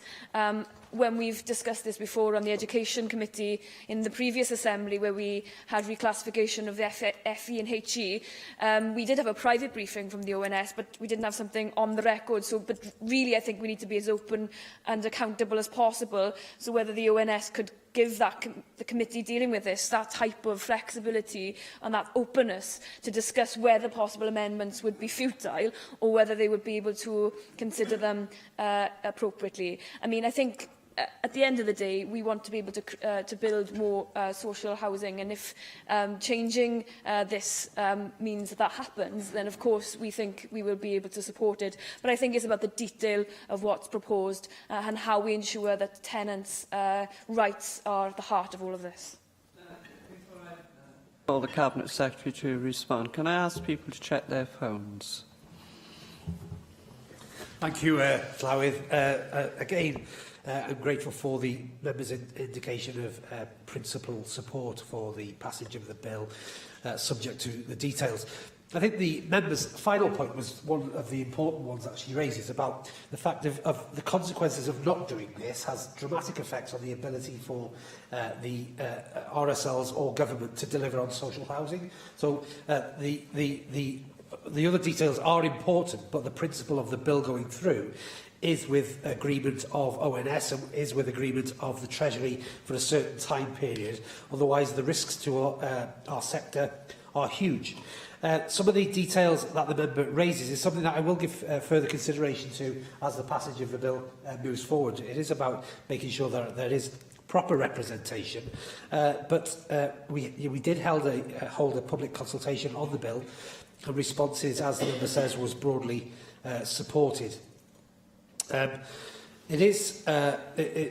scope of the bill has been strictly limited, as has been delivered in England, Scotland, in regards to this, purely for a technical purpose, and that's what the explanatory memorandum. I apologise for the member only receiving that yesterday, but that's the parliamentary process. But I'm sure the member will get through that. And the fact is, actually being a very small bill, we should be thankful for that, because the explanatory memorandum would be much longer. What I'm hoping to do that with the technical nature of this bill is work with parties to make sure that we can get this through as quickly as possible, enabling us, as we and you have said, to deliver more homes for social, affordable landlords in and across Wales. Evan David. I welcome this legislation, as it will undoubtedly make it easier for social landlords, registered social landlords such as United Welsh, which is based in my constituency, to deliver on the Welsh Government's affordable housing targets. And if that's one thing we need in Wales and in my constituency and in the Northern Valleys and in appropriate places, is affordable housing. I also, was worth noting, met with recently with the Caerphilly Private Landlords Forum, and they too are keen to see small-scale private dwellings being available and affordable, and they found that the UK government's policy on tax relief and universal credit have both damaged the availability of them to provide affordable housing and has actually harmed the affordable housing stock to the detriment of Valleys communities. Other issues addressed in that meeting were the need for smaller affordable home units of 1 or 2 bedrooms. These are the houses that are needed in the communities that I represent, and I've raised in this chamber in particular the difference between housing need, where there's people who may not be able to get onto the housing ladder or even afford homes, and housing demand, and those in need often don't even reach a recognition on the demand curve. The focus of planning policy on the latter, as opposed to the former, has, in my view, resulted in the unsustainable growth of executive housing estates in the Caerphilly Basin, built on lucrative greenfield sites and unaffordable to, dare I say, the majority of my constituents. And what the Cabinet Secretary is trying to do with this policy, with this legislation, is redress that balance and make available more affordable housing to the people who live in the north of my constituency and need it most. Would the Cabinet Secretary therefore agree that it's only when we address this real issue of housing need that we can be closer to creating a more sustainable and equitable system that provides affordable homes to those who need them most, particularly those in the north of my constituency? Thank you, Member, for his comments and support. And the member is a long-standing member of having views on the planning policy in terms of developments in his own constituency.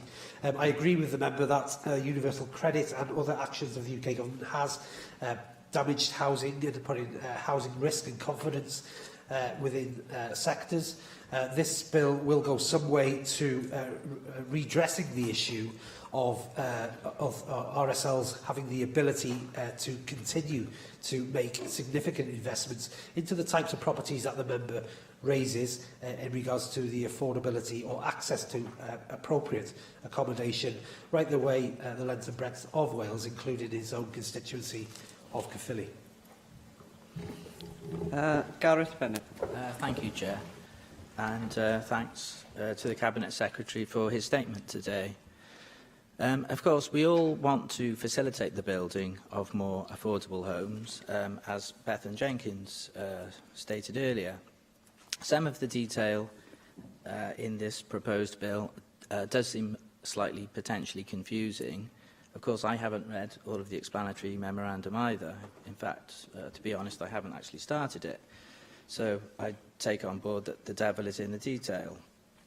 Now, the Minister states that RSLs fund a significant amount of their building activity by private sector borrowing. This is somewhat vague, as it doesn't tell us what percentage of the RSL's funding does come from the private sector, and hence what percentage comes from the public sector. So I would ask him if it's possible he can clarify this. My understanding is that, regardless of the technicalities of the terminology, if a housing association in Wales got into financial difficulties, then it would be the Welsh Government effectively underwriting the debt.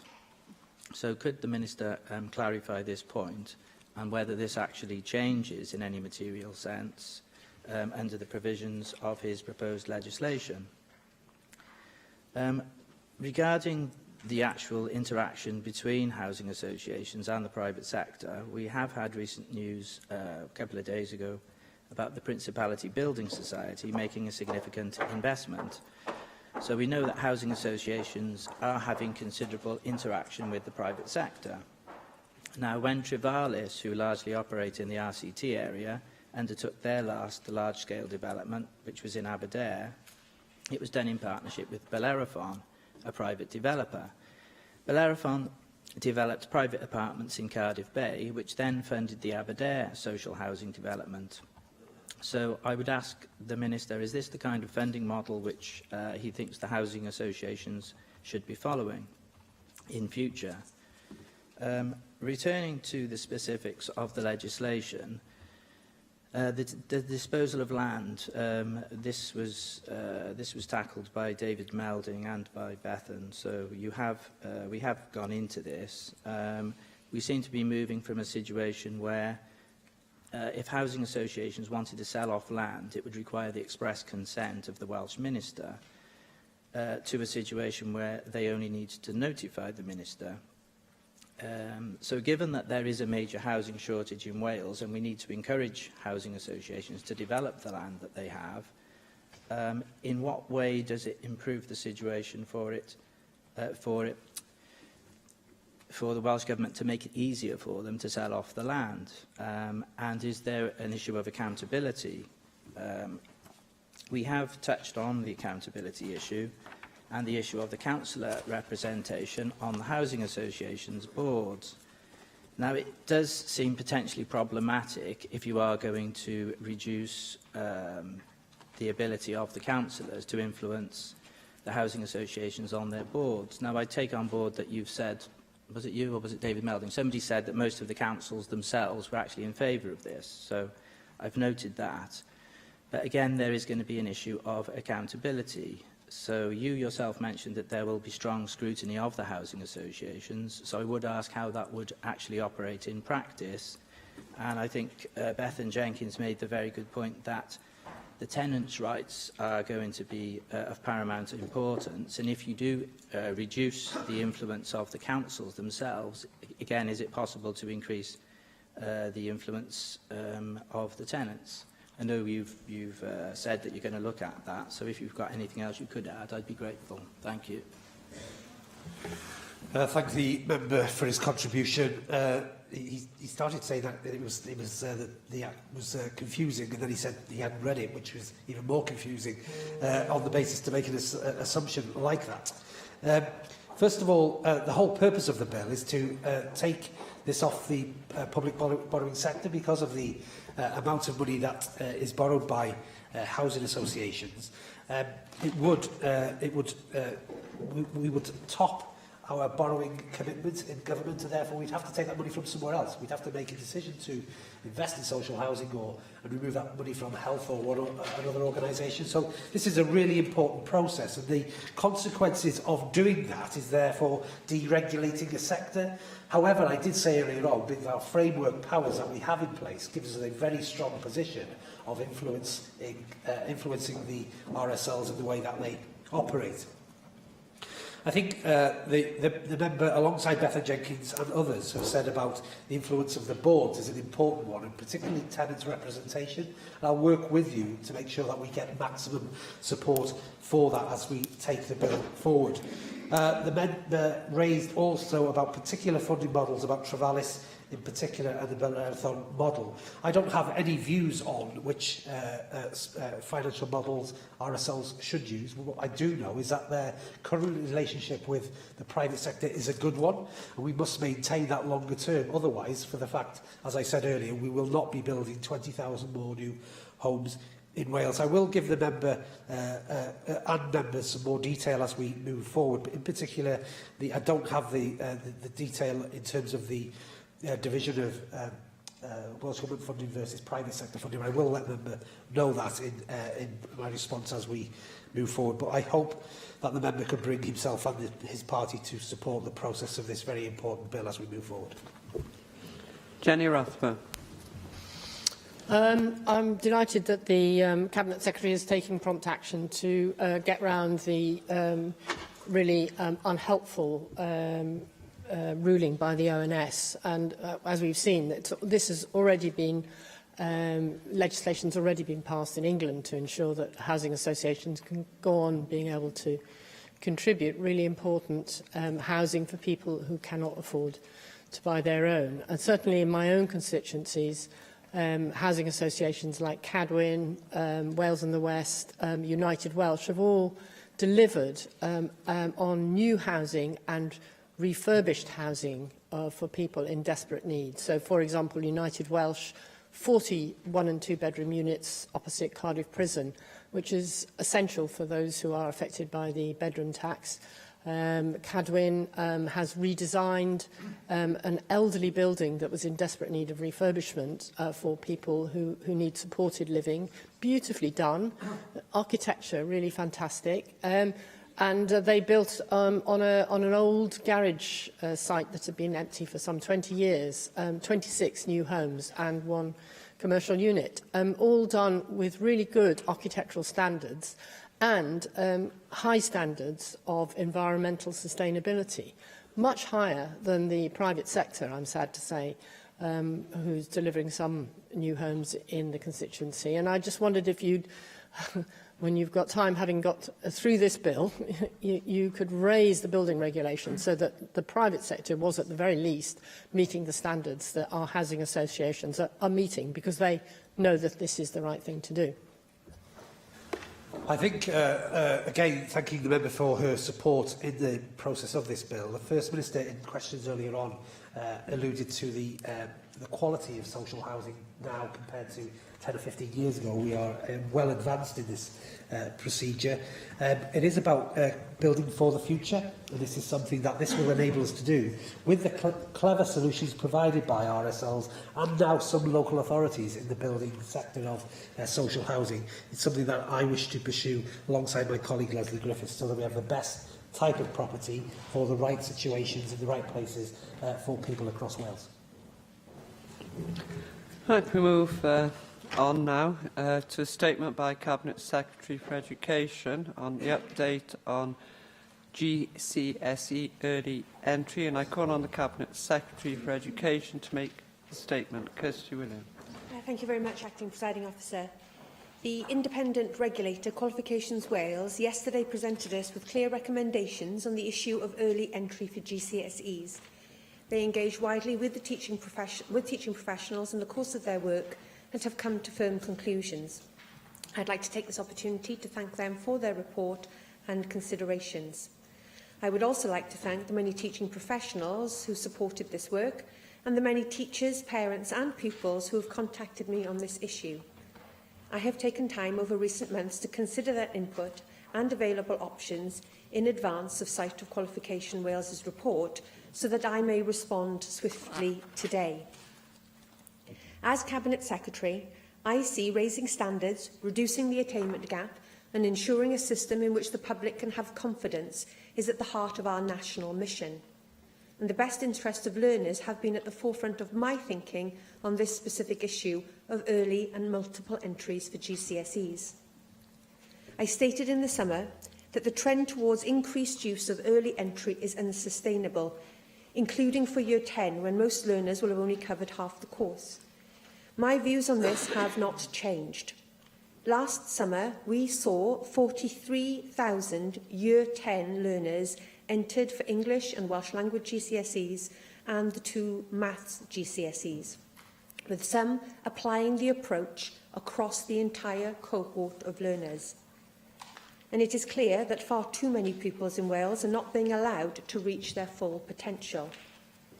Nearly 9,500 pupils took Maths Numeracy GCSE early in November 2016 and got a grade A or less, but then were not re-entered for the examination last summer. Of those pupils, 30% achieved a grade C. This is simply settling, rather than challenging, and it is holding some of our young people back. Qualifications Wales have also calculated that the cost at over £3.3 million for early entry last year, and that is unsustainable, particularly at a time when school budgets are so pressured. Members will recall my statement on the 24th of May on assessment for learning, which focused on increasing teachers' skills on formative assessment. Qualification Wales highlights the inappropriate use of GCSE assessments for formative purposes. Put simply, the GCSEs are not designed for this. Schools should have the means to assess learner progress and shape ongoing teaching and learning without the reliance on high-stakes, high-cost external GCSEs. Qualification Wales's report highlights the complexity and the diversity of opinion on the issue of early entry. There is no single approach that is suitable for all, and I have always accepted that early entry could benefit some learners in certain circumstances, such as those ready to demonstrate fuller understanding and wish to engage in further learning in the subject. And it must be used within the context of a broad and balanced curriculum. Motivation impacts at the individual learner level, with the report showing a diversity of views from teachers. There are real issues on teaching time being taken out to prepare for high-stakes GCSEs, and there is evidence of increased teacher and learner workloads and an increased assessment burden and increased potential for learner examination fatigue. Qualifications Wales's findings are clear. They consider the widespread use of early entry poses a significant risk to learners and to our examination system, and that is not outweighed by potential benefits. So we need to act to discourage inappropriate GCSE entry patterns. I have accepted Qualifications Wales's clear recommendation to change Key Stage 4 performance measures to a first entry only counts approach. This will encourage schools to enter learners when they are confident that they are ready to gain the best possible results. It will not prevent schools from entering early or entering again should they or a learner wish to improve results, but the resit result will not count towards the school's performance measure, even when the result is higher. But let me be absolutely clear, Acting Presiding Officer, our young people will be able to use their best results when accessing further learning or the world of work. The change only relates to how we will consider school performance, and this will form part of the wider assessment and evaluation framework which will be published next year. I have also accepted Qualification Wales's views that schools should be able to enter learners in November for the first time in English and Welsh language, something currently only available to them for the 2 mathematics GCSEs. This will provide schools with appropriate and flexible earlier entry options should they feel it of benefit, particularly for those students who are at risk of disengagement or are ready to progress to further learning. I have listened to the school's concerns with regards to making changes halfway through the academic year. I recognise that schools need time to plan their teaching, learning and their approaches to GCSEs. Therefore, the changes to performance measures will take effect for the summer 2019 reporting.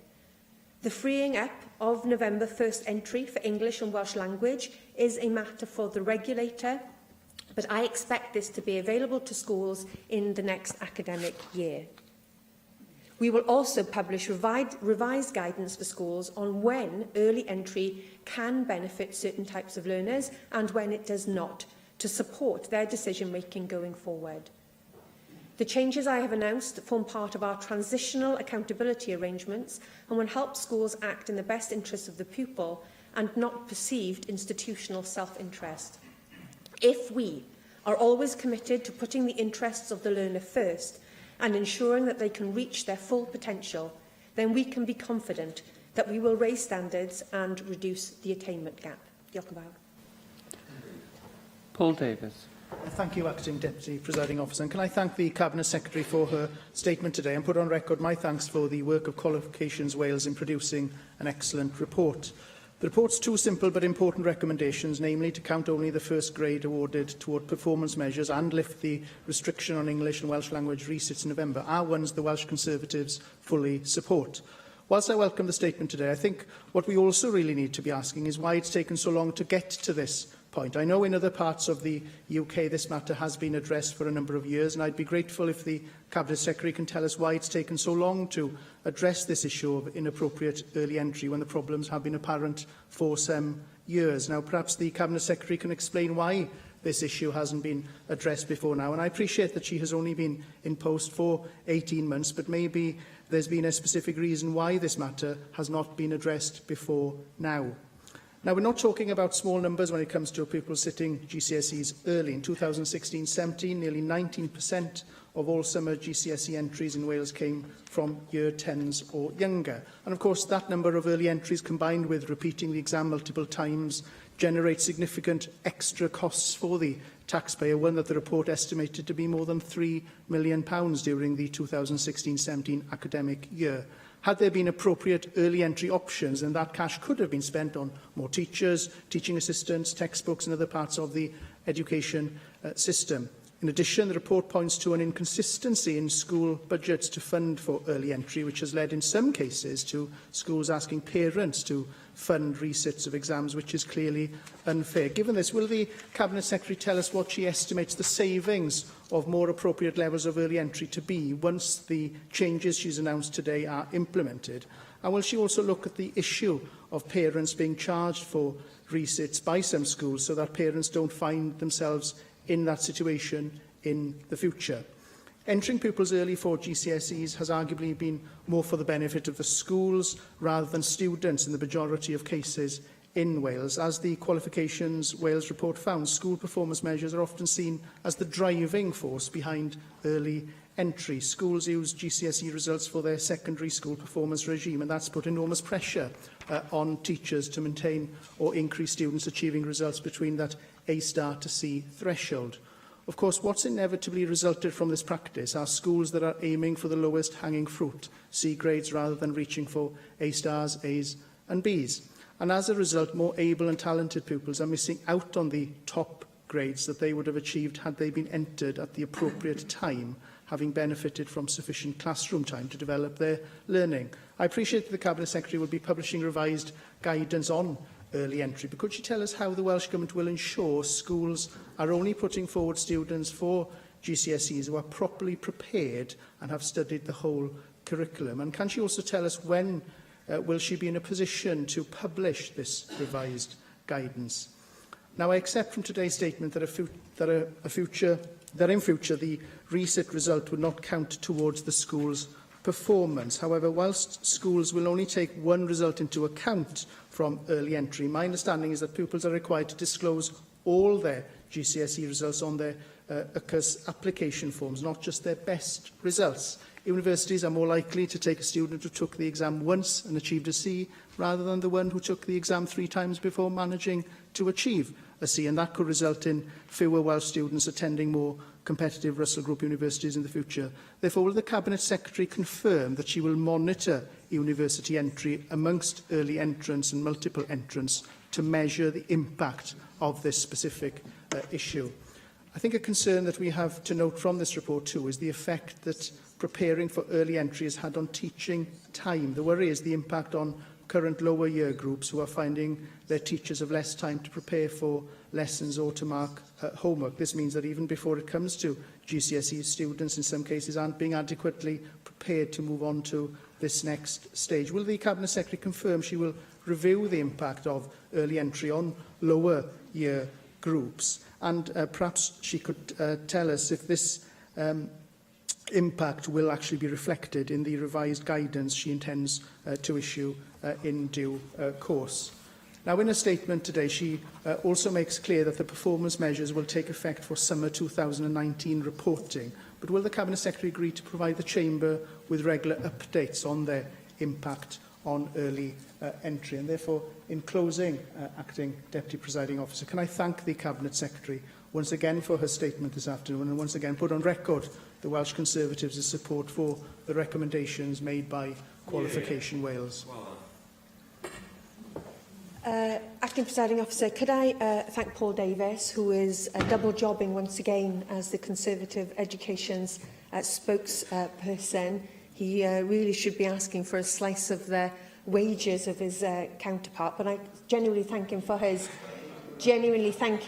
his thoughtful analysis of the report that is before us. The member's first question was, why have we decided to act now? Well, Paul, I can't account for the decisions that others have made before me. This summer's results were the first set of entry results under my watch. You'll be aware that I've been expressing concern since I became aware of the high levels of early entry. But to be fair to my predecessors, if you look at the data within the report, this is a relatively new phenomena over the last 2 years, and a lot of that, as is accounted for in the report, is driven by a nervousness around the new specification of GCSEs. Now, whatever the rights or wrongs of that, we can debate, but that's been a driving factor behind some of the scores. So although there has been a rising trend over the last 2 years, it's been particularly acute, it has been particularly acute. But we're acting now.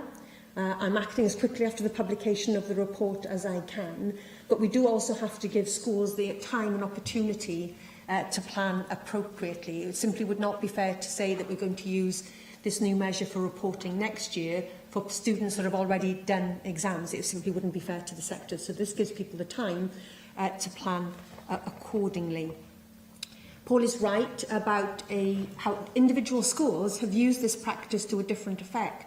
But there has undoubtedly been in some schools the pressure to do early entry because others are doing it. And they have felt that maybe their school will be put at a disadvantage if we don't follow suit. I am also aware of some schools who do not do early entry because of the financial pressures, rather than any other reason. And by having this rule across the board, it creates a parity for all schools in that regards about how they will be assessed. Can I make it absolutely clear, if there is a school in Wales that is thinking about asking parents to pay for resits, they need to think again. It is not acceptable. And I am aware that this is happening. Only yesterday, I had an email from a grandfather whose granddaughter sat English this summer. She got a C at the end of year 10. She and her family are very anxious that she should have another opportunity to do that English examination, and the school have asked for them to pay for the resit. Now, in that particular case, the grandfather says he's in a position to help, but how many other children's parents and grandparents will be not in that position? And that is not a reflection of the values of the Welsh education system, where we are striving for excellence and equity. Member will be aware that a lot of this behaviour has been driven around accountability measures. And as I announced in my statement, and in the written statement I made 2 weeks ago with regards to school categorisation, we're in a process of transitioning to a different set of accountability measures. But again, let me be clear, accountability is here to stay. And to be fair to the head teachers, the teachers I meet, they know that, they understand that, and they want to be held accountable for their practice. We need to work with the profession to find a fair way in which we can create an accountability system that drives the kind of behaviours in schools that we want to see, and crucially measures the impact that that school has on individual pupils, and not an accountability set of measures that perhaps narrow the focus onto a very small number of children in the cohort, which you have quite rightly identified as those on the CD borderline, to the expense of other people within the system, whether that be lower attainers or more able and talented. Or I want to be in a position to have that new set of accountability measures in place by next year. The revised guidance to schools will be released later this year, but we will be communicating this change to all stakeholders, schools, challenge advisors in regional consortia and LEA, and I would expect challenge advisors in regional consortia to be monitoring their individual schools' performance and patterns around early entry. Let me be clear, we're not stopping early entry, but it does have to be taken in the best interest of individual children, for them sitting at their exams at a time that is right for them and gives them the best opportunity to achieve the very highest grades that they are capable of. Lee Griffith. Thank you very much, Temporary Deputy Presiding Officer. And may I thank the Cabinet Secretary for her statement this afternoon, and may I also endorse the thanks to Qualifications Wales for their research and for sharing the information with us beforehand. It's important that we don't forget in this debate why this is happening, and we have to remind ourselves that this is happening because what the teachers want is the best for their pupils and the best for their schools, and it's a risk that that is lost in this debate, and that is why this situation has arisen to all intents and purposes. But we shouldn't doubt, and I'm sure we don't doubt, the motives of teachers in insisting on the best for their pupils and the best for their schools. And it's also important, as the Cabinet Secretary has reminded us in her statement, that we recognise that there is value and importance in allowing the use of early entry GCSEs, and I welcome the fact that the government is to provide specific guidance on that, because I do think that that will be of assistance, of great assistance in fact. As I said, I welcome the statement, and I also welcome what the government intends to do in light of the content of the statement. There is one question at the back of my mind, however, on the limited element of the research carried out by Qualifications Wales. 59 professionals in the education sector, heads of departments, head teachers and so on.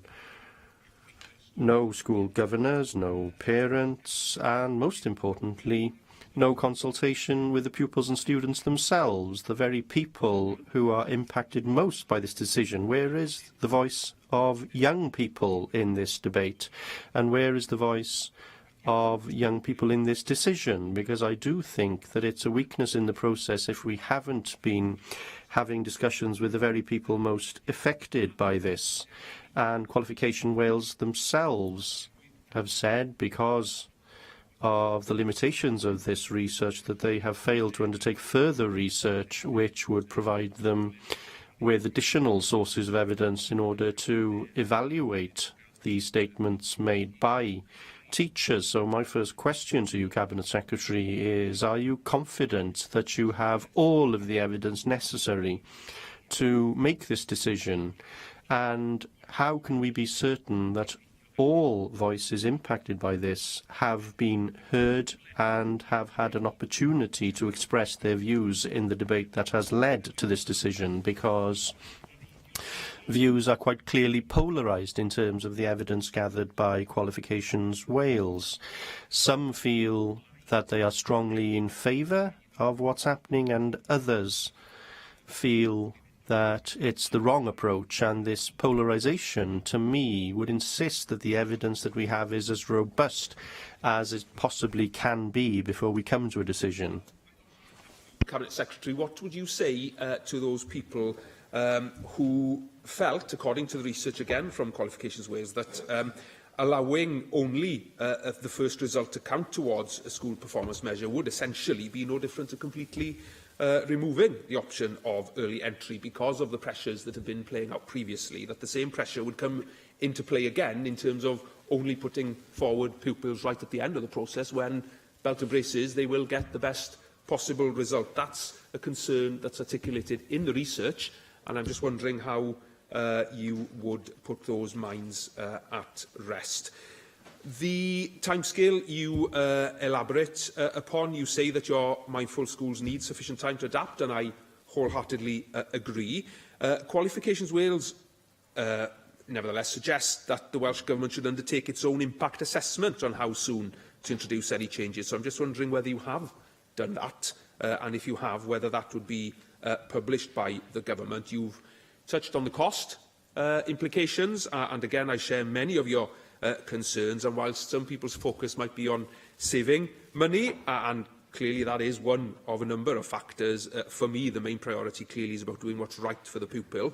Now, the Conservative estimate of £3.3 million is very substantial at both school and system level within education in Wales. You've expressed your concern about the prospect of cost sharing and the impact that will have on equity for individual students and clearly long-term sustainability of schools. But my question to you is, if that does emerge, then what action will you take? Because you can tell people that they should think very carefully about it. Should we not be acting to make sure that it doesn't happen? So maybe you could share any thoughts you have with us on that. Could you tell us what your intention is in terms of evaluating the impact of the decision that you're announcing today, and when you intend to do that? And of course, in light of the new curriculum, the curriculum reform, how is the government assessing the need for wider reform of how school performance is measured, and what impact particularly this is going to have, or these changes will have within that wider process? Can I thank Llyw Griffiths for his statement and questions. It was, we agree that you're doing this, but I suspect trying to hedge his bets, maybe with regards. I'm not in the position to hedge my bets. I have to make a decision, and I have made that decision in the best interest, I believe, of the examination system as a whole, so that we can have public confidence and employer confidence in our system, and in a way that I believe will be in the best interests of individual children. I have a huge amount of confidence in Qualifications Wales. There was cross-party support for the establishment of an independent regulator of the Welsh exam system after the debacle a few years ago, which you will be very familiar with. Therefore, it's only right that when the independent regulator of our exam system writes a report, makes recommendations, that they are taken very seriously indeed. But you're right, Qualifications Wales themselves admit in the report that their research is limited, and that's why I will commission further research around this particular area, which will help guide our guidance going forward about when early entry is appropriate. And I would state again, for some children, early entry is the right decision. For those children, for instance, who may be in danger of disengaging from school and not simply being in school by June of year 11, the ability to sit maths and English in November may very well be the right one. For children, for instance, who are particularly talented in the field of mathematics, an early entry, thus allowing them to go on to study for further maths, may be indeed the right decision. But let me tell you, even looking at those achieving, good grades in maths, a sizable number of those children do not go on to study maths again in their school career at a higher level. And that's a missed opportunity. It really is.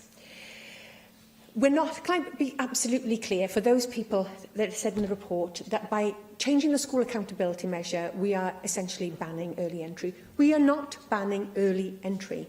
If the school believes it is in the best interest of the pupil, and as you said, surely then that is the same as being in the best interest of the school, schools have the flexibility to enter students when they feel appropriate. All that is changing is how we include this in our accountability measures. And the member asked the question, how does this feed into a broader reform of accountability? The member will be aware of my written statement earlier this term as part of our transitional arrangements. This statement today is another part of that transitional arrangement, and I know that he is an avid reader of Education Wales, our national mission, which states very clearly that by next year we will have agreed with the sector a new set of school accountability measures, and this time next year we will also have agreed an entire system set of accountability measures, and I intend to publish a report card on Welsh education. So this is not just about accountability, changing accountability for schools. It is about developing an accountability system for the whole of the education system, and the timetable is outlined in national mission. With regards to cost sharing, this is a grave concern to me. As I said in answer to Paul Davis, I pride myself, and the vision contained within National Mission is a system that is based on the two principles of equity and excellence. And we cannot have equity if some people get to have multiple goes at exams because their parents are able to pay for that. And I will use all powers that I have and all methods under my persuasion to ensure that that does not happen in Welsh schools. I cannot be clearer than that, Claire. Vicky Howells. Diolch. I'd like to thank the Cabinet Secretary for your statement today. And as a former secondary school teacher myself, I wholeheartedly agree that this is a complex issue and there is no single approach to GCSE entry which is suitable for all. We must ensure pupils are given time to reach their full potential, not entered early, and encouraged to bank a lower grade than they may be able to achieve in the fullness of their two-year studies. I recognise the issue of exam fatigue too. Pupils sit in various GCSE modules throughout the course of Year 10 and Year 11 can increase stress levels among many. I also recognise the issue of teachers at Key Stage 4 constantly teaching to the test. I agree that these reforms will give teachers the time and space they need to deliver a broad and balanced curriculum. But, Cabinet Secretary, you stated early entry can be very beneficial for our most able pupils, allowing them to spread the workload involved in their studies and get some qualifications under their belt early before moving on to focus on others. I'm pleased that schools will be encouraged to create approaches which are tailored to the individual. But my question is, how will this be monitored?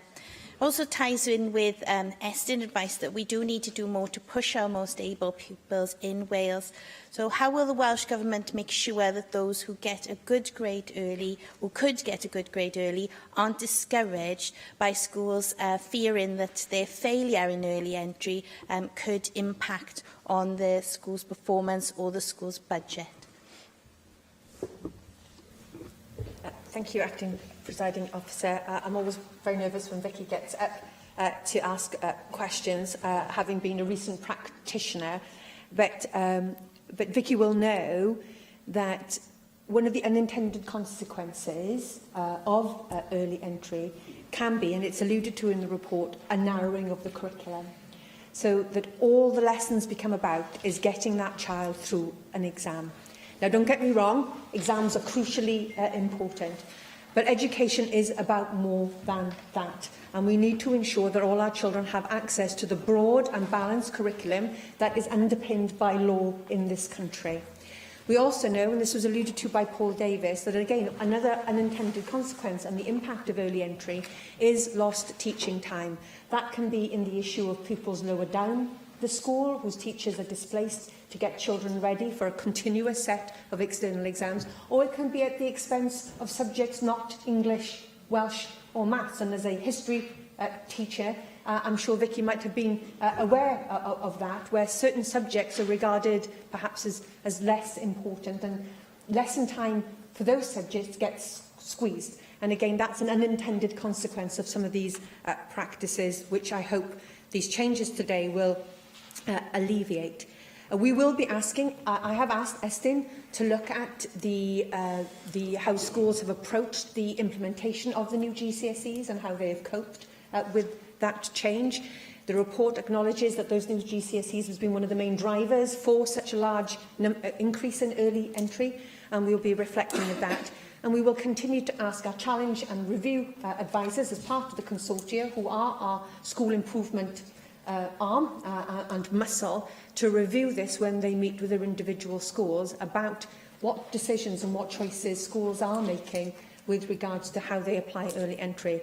I hope to be making an announcement on specific additional support from Matt later on. Michelle Brown. Thank you, Acting Presiding Officer, and thank you for your statement, Cabinet Secretary. I commend Qualifications Wales for conducting this research and for publishing the report. And I also agree with the sentiments expressed in your statement, Cabinet Secretary. It is interesting to note that the report comments that there has been no substantive research into the views of professionals on early and multiple entry for examinations. Can the Cabinet Secretary please explain why this is? The Labour Party, which has been in control of the Welsh education system for 20 years now in one way or another, is supposedly plugged into the unions. So why do you think it's only now, thanks to Qualifications Wales, that the opinions of educational professionals have been sought on the issue? The report also mentions that Welsh Government's guidance on early and multiple entry was greeted far from enthusiastically by some of the teaching profession. So where was the Welsh Government's understanding of the issue when they produced that guidance? There appears to have been a serious and long-term breakdown in communication between the teaching unions and the Labour Party, I'd suggest.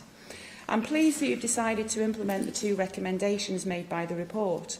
However, it's disappointing that, were it not for this report, you wouldn't have any suggestions for dealing with the problem. And that is something that concerns me and should concern every parent of school-aged children in Wales.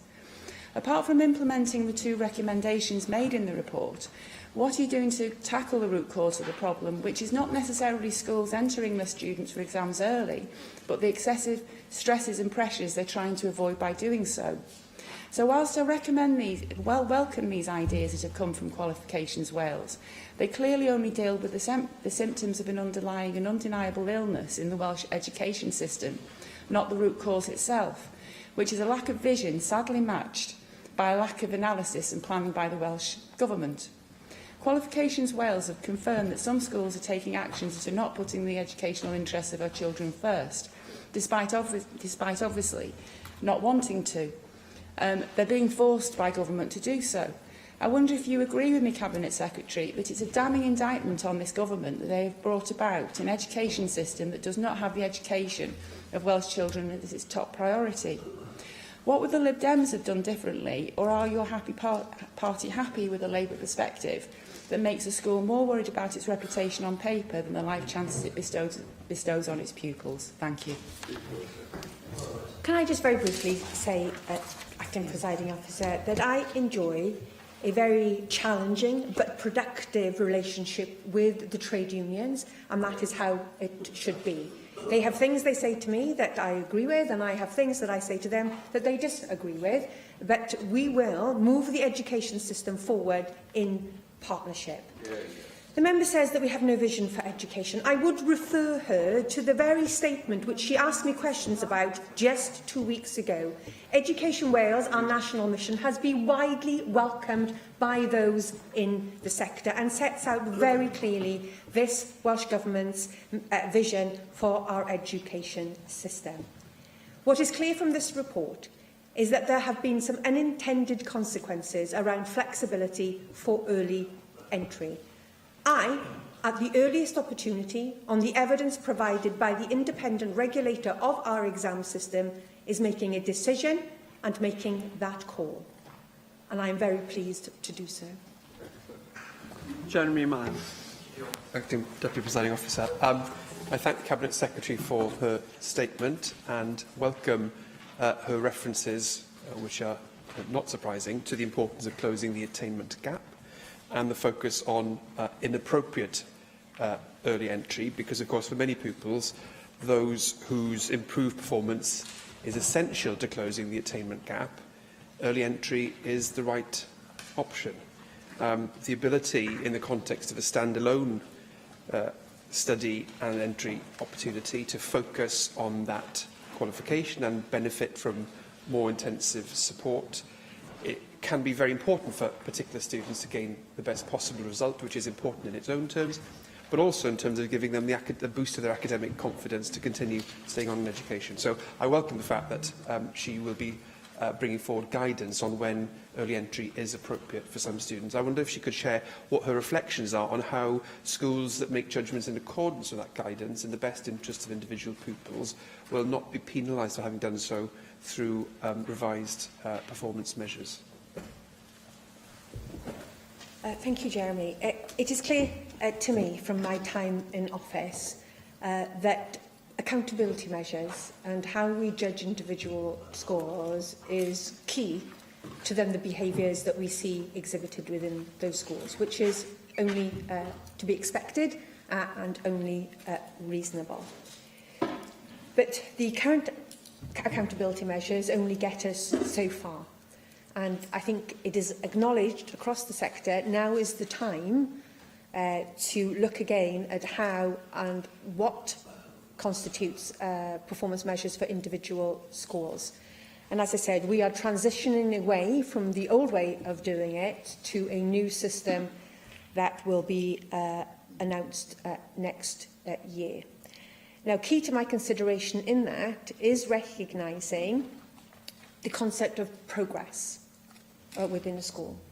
Because for some students, AC is a success story and demonstrates the hard work and commitment of the teaching profession. However, if a student came into your high school, predicted, from their abilities at the end of year 6 to be somebody who has the potential to go on and get an A star, C is clearly a disappointing result. And we need to come up with an accountability system that recognises the impact that schools have on the progress of the children they make. Because each child is an individual, and each child's set of results will be very reflective of their own innate capabilities. And we need an accountability system that recognises the impact of schools and recognises that success looks very different for very different individuals. And a simple one-size-fits-all or entire cohort approach is what we've seen sometimes with early entry does not serve the best interest of individual pupils. And we are working very hard to be in a position to make that available before the end of next summer. Thank you, Cabinet Secretary. Move on now to the legislative consent motion on the telecommunications infrastructure relief from non-domestic rates bill. And I call on the Leader of the House. I welcome this opportunity to explain the background to the legislative consent motion. I'm grateful to the Economy, Infrastructure and Skills Committee for considering the LCM and for the report it's produced. The committee considers there's no impediment to the Assembly agreeing the LCM. The UK Government introduced the Telecommunications Infrastructure Relief from Domestic Rates Bill on the 4th of July, following an announcement in the Chancellor's Autumn Statement 2016. The bill contains provisions to introduce a 5-year non-domestic rates relief scheme for new full fibre infrastructure. And this is to incentivise the rollout of new full fibre broadband infrastructure and future 5G communications to homes and businesses. This will help to deliver our Taking Wales Forward commitment to build a united and connected society by offering fast, reliable broadband to every property in Wales. The details of any relief scheme would need to be developed, costed and consulted upon. I believe these provisions fall within the legislative competence of the National Assembly for Wales. However, I am content that these provisions should be made in the bill for both England and Wales so that Wales has fibre relief parity with England to support its investment and ensure that Wales is not perceived as a more expensive place to deploy new fibre. I therefore move the motion and request the Assembly agree this legislative consent motion. Madam Price. Fi'n diolchgar Llywydd.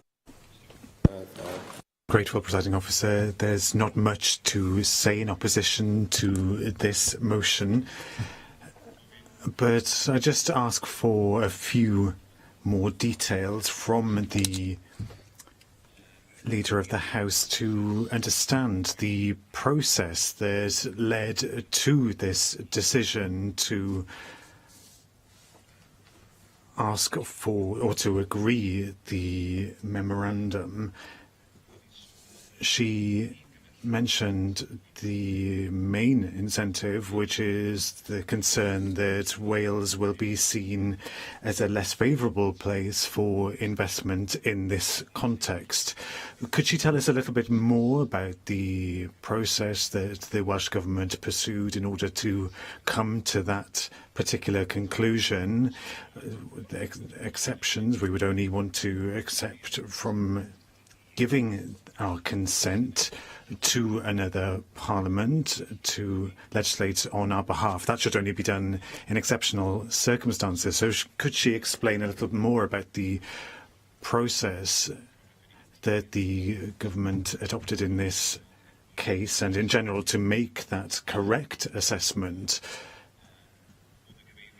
There was reference made in the note from the Cabinet Secretary giving reasons for with regard to timing and coordination. Was it a lack of time in the legislative timetable here that was on the government's mind in this regard? There's a reference to administrative systems and the coordinated nature of those between Wales and England. Perhaps the Business Secretary could tell us a little bit more about that so that we understand fully the process and the thought process that was behind this motion. Jane Hutt. Joachim Bauer, well, those are important questions, which I'm sure that the committee will have considered in looking at this proposed LCM. It is important to recognise that these proposals would introduce a 5-year non-domestic rates relief scheme for new full fibre infrastructure from April of this year. But it can be backdated, of course, to 1st of April 2017 for eligible infrastructure. I've made the point that we feel that it is important to take this opportunity, albeit we are already making progress in terms of mobile phone connectivity, as well as superfast broadband here in Wales. And we have, of course, the mobile action plan, our own mobile action plan, outlining what we as a Welsh Government want to do in terms of creating the right environment to improve connectivity in Wales. But we don't want to have the, it is about what's the point, what levers do we need. We don't have the main levers, as these do rest with UK Government and Ofcom. And it's important, I think, to emphasise there's not a single solution to boost mobile connectivity. And, you've mentioned the point about parity and the issues in terms of interconnected nature of the relevant Welsh and English administrative systems.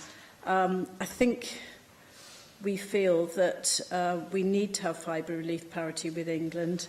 If we didn't have that parity, the new fibre market in Wales will be suppressed as infrastructure providers opt to invest where they will get better returns, potentially seeing Wales move into digital stagnation over time.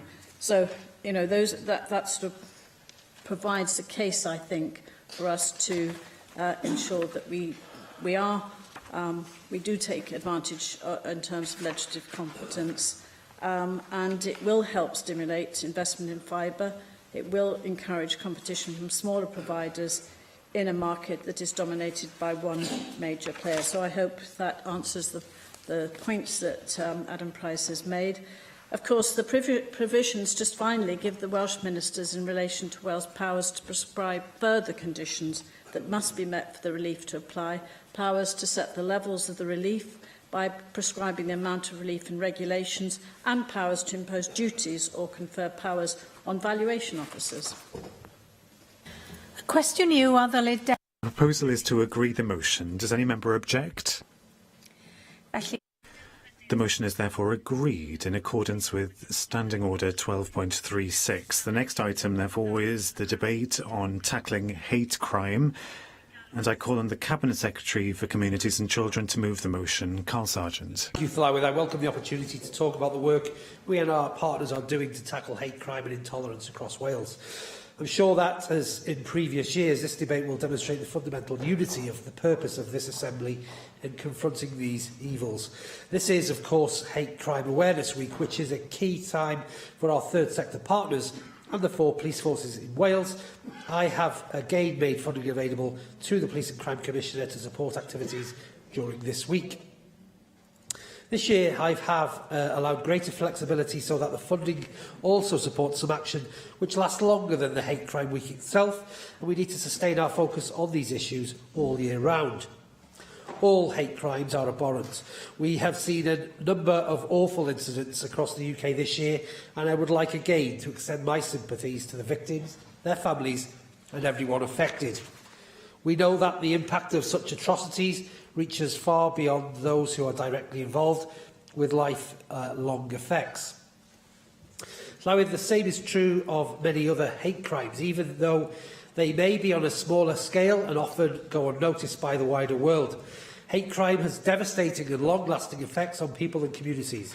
In 2014, we launched Tackling Hate Crimes and Incidents, a framework for action, which sets out our commitment to challenge hostility and prejudice across all protected characteristics. The framework includes objectives such as prevention, support and improving the multi-agency response. One of the short-term goals of the framework was to increase the number of victims coming forward to report. We've had a lot of success in this area, and victims must have the confidence to report what has happened to them and know how to do so.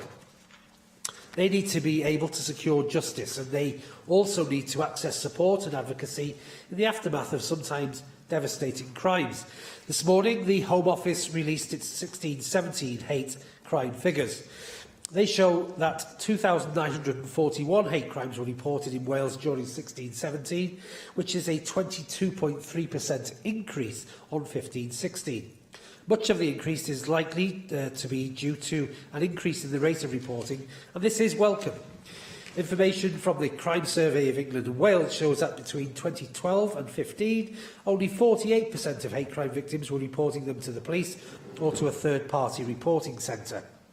Since then, a lot of work has been done through Hate Crime Framework to increase awareness and confidence of victims in coming forward. The number of hate crimes reported in Wales has increased year on year, demonstrating the value of the work the Welsh Government, the police, the third sector and other partners have put in. We have seen similar increases in the number of cases being dealt with by our National Hate Crime Report and Support Centre. And last year, 2,655 cases were handled by the centre, a 21% increase compared by the previous year. 17-18, 1,238 victims have already received advice, advocacy and support from the centre.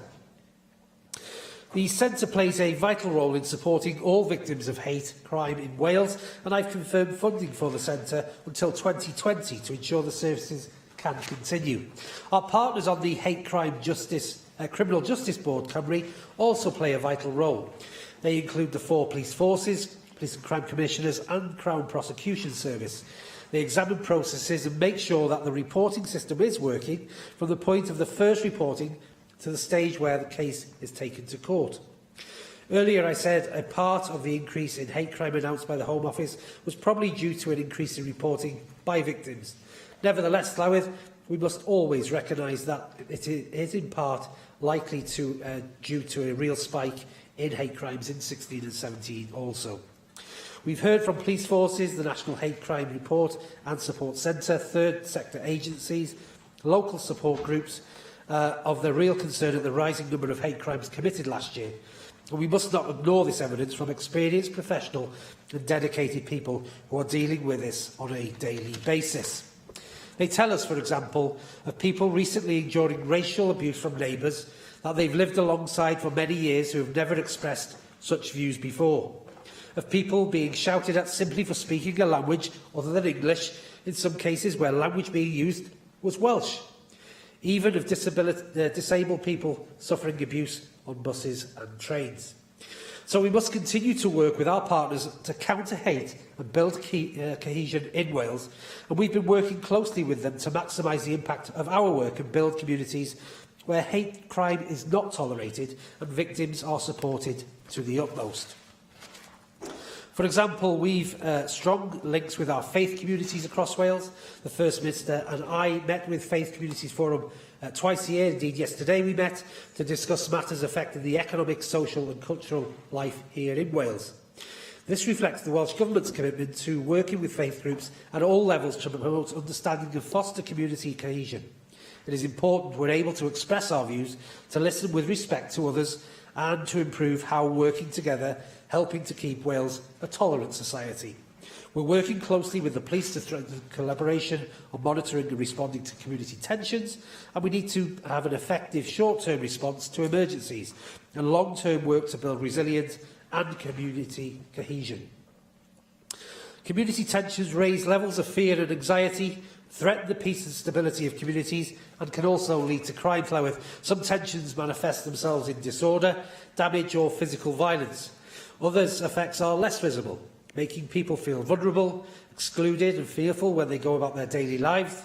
With effective monitoring of tensions, we can intervene to prevent hate crime and distress. It is about being early and upstream of this. We need a step change in understanding, respect and acceptance. We need more and more people to celebrate diversity rather than fear it, recognising that Wales has always been enriched by people of many backgrounds, cultures and of faith. So we will continue to work closely with a large number of partners to strengthen our shared message. Llywydd, together we will put forward consistent, positive messages in communities throughout Wales to challenge prejudice, discrimination and counter hate. We have a number of initiatives to prevent young people from being drawn into far-right activity. No society is immune from the threat of extremism or terrorism, but we are working to ensure Wales remains a safe place to live and work. There are well-established structures across Wales to tackle all forms of extremism. These structures come together under Contest and the Extremism Board Wales. Our approach to countering extreme terrorism includes, for example, challenging extremism, a module as part of the Global Citizenship Challenge in the Welsh Baccalaureate, and education plays a vital role in addressing hate. Schools need to be clear about their arrangements to challenge unacceptable words and behaviours, including racism, and support child victims. We are updating our anti-bullying guidance, Respecting Others, which was published in 2011, and we've already engaged with stakeholders and will be working with children and young people this autumn. Social media plays a big part, a role in our lives of most of us, and this is especially true of young people. The availability of and use of social media brings new problems with cyberbullying and cyber hate, and we continue to work with police services across Wales and the Hate Crime Report and Support Centre to raise awareness of this need to report cyberbullying abuse and to monitor this Llywydd. I'm grateful for the opportunity to take part in this debate and look forward to the contribution of many members during this afternoon's debate. I have selected the 8 amendments to the motion, and I call on Mark Isherwood to move amendments 1, 2, 3 and 4, tabled in the name of Paul Davis. Mark Isherwood. Diolch, Clywyd. Well, in this National Hate Crime Awareness Week 2017, let us acknowledge that hate crime is defined as an offence perceived to be motivated by hostility or prejudice towards someone based on a personal characteristic. This Welsh Government debate calls on us to note the progress made in relation to the Welsh Government's 2014 Tackling Hate Crime Framework. The All Wales Hate Crime Research Project, on which this is based, said more needs to be done to increase the confidence of victims and witnesses to report hate incidents and to promote the view that reporting hate is the right thing to do. And it recommended that the Welsh Government should take the lead on ensuring accessible third-party reporting mechanisms being in place for victims who don't want to report directly to the police. Police recorded 2,528 hate crimes in 2014-15, up 18% annually, with more than 80% racially motivated. Although the annual crime survey for England and Wales suggested hate crime had fallen 28% over the previous 7 years. Overall, police recorded crimes in England and Wales in 2015-16 increased a further 19%, with 79% being race hate crimes. In July to September 2016, police recorded hate crime increased 52% in Dyfed-Powys to 35 incidents, 22% in North Wales to 56 incidents, 22% in Gwent to 77 incidents, and 10% in South Wales to 276 incidents. And police recorded hate crime figures in England and Wales published today show a further 29% rise in 2016-17, with Home Office statisticians saying this is thought to reflect both a genuine rise in hate crime and ongoing improvements in crime recording by the police. Last month, new research showed the number of lesbian, gay and bi people in Wales experiencing hate crime had jumped from 11% in 2013 to 20% this year. or any incident or crime perceived by the victim or any other person to be motivated because of a person's impairment or perceived impairment should be recorded as disability hate crime. Reported disability hate crimes across the UK are up 101% to 3,079 over 2 years, with reported crimes against disabled children up 150% to 450. And the Home Office has expressed concern that disability hate crime is still significantly underreported by victims. Although there's been a steady increase in the overall recording of hate crime, with more victims having the confidence to come forward and the police improving the way they identify and record hate crimes, I therefore move Amendment 1, noting the charity Victim Support has said that more needs to be done to encourage victims to come forward. I move Amendment 2, welcoming the UK Government's consultation on the new Social Media Code of Practice provided for by the UK Digital Economy Act, that will ensure a joined-up approach to remove or address bullying, intimidating or humiliating online content, including trolling and abuse that is often disproportionately targeted at women. Although the Older People's Commissioner for Wales has warned that there is an increasing problem of older people being specifically targeted by criminals because of their age, there remains a gap in law that does not recognise this as hate crime. Action on Elder Abuse highlights research showing that over 99% of abusers who target older people are going unpunished. And their February 2017 poll shows that nearly 95% agree that the abuse of older people should be an aggravated offence like hate crimes on race, religion or disability. I therefore move Amendment 3, supporting calls for crimes committed against older people because of their age to be recognised as hate crimes. The Welsh Government's 2016-17 Progress Report refers to the Autistic Spectrum Disorder Strategic Action Plan, but it doesn't address hate crime against autistic adults, and the Learning with Autism programme for primary schools is not necessarily about tackling hate crime. Yes, it's rightly about raising awareness, but hate crime is not within it. I therefore move Amendment 4, calling on the Welsh Government to add hate crime to the refreshed autism strategy. We will be supporting Plaid Cymru's amendments, although it is essential that provision of more victim support officers must be delivered in partnership with victim support and local third sector services. Overall, and in conclusion, as the National Police Chiefs Council lead for hate crime states, we know that terrorist attacks and other national and global events have the potential to trigger short-term spikes in hate crime. But as terrorists seek to divide us, he said, it is more important than ever that we continue to stand united in the face of hostility and hatred. Thank you. I call on Bethan Jenkins to move Amendments 5, 6, 7 and 8 tabled in the name of Rhina Piorwerth. Diolch, and thank you for holding this debate on what's a really important topic, and one which I don't think that has enough attention in this National Assembly for Wales on a regular basis. I took some inspiration for some of the amendments from Race Equality First and from Ethnic Youth Support Team in Swansea. Those particular ideas were focusing on teacher training to deal with hate-related incidents, and interventions in school.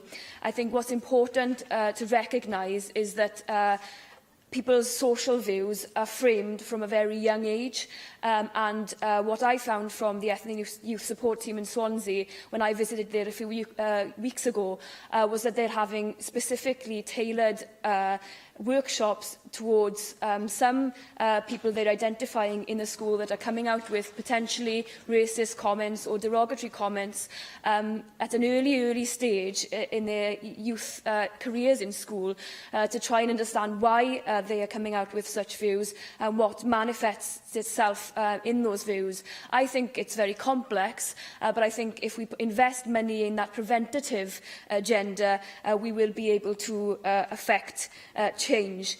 In that light, I have had evidence from the Ethnic Youth Support Team where they've said that they've read from the hate crime framework that the All Wales anti-bullying framework will look at this preventative work, but they've told me that it's disbanded in 2016. So if the All Wales anti-bullying framework is not in existence, or the group that's putting that in place is not currently in existence, who is doing that work on the front line? In relation to the victim support amendment, it was in recognition of the fact that there may be diverse groups across society that may inform victim support better as to the nuances and the complexities of the advice and the support needed to give to some victims. There may be charities that work specifically with the trauma induced by race-related hate crime. There may be organisations like Stonewall that may be able to give victim support more support in relation to that type of hate crime. And I think that is the thrust of what I've tried to say there, that victim support in and of itself is working well, but needs more cross-cutting endorsement and support by the charity sector. And I think what's important also to note is our attempts as a party and as a nation to increase community cohesion. This should be at the heart of everything that we do in relation to hate crime, especially given that it's been reported that hate crime against Muslims often are higher when media report on a terrorist incident. We have to address those very real concerns, because we have communities of Wales where people are suffering as a result of actions taken by other people, and it's not in their name.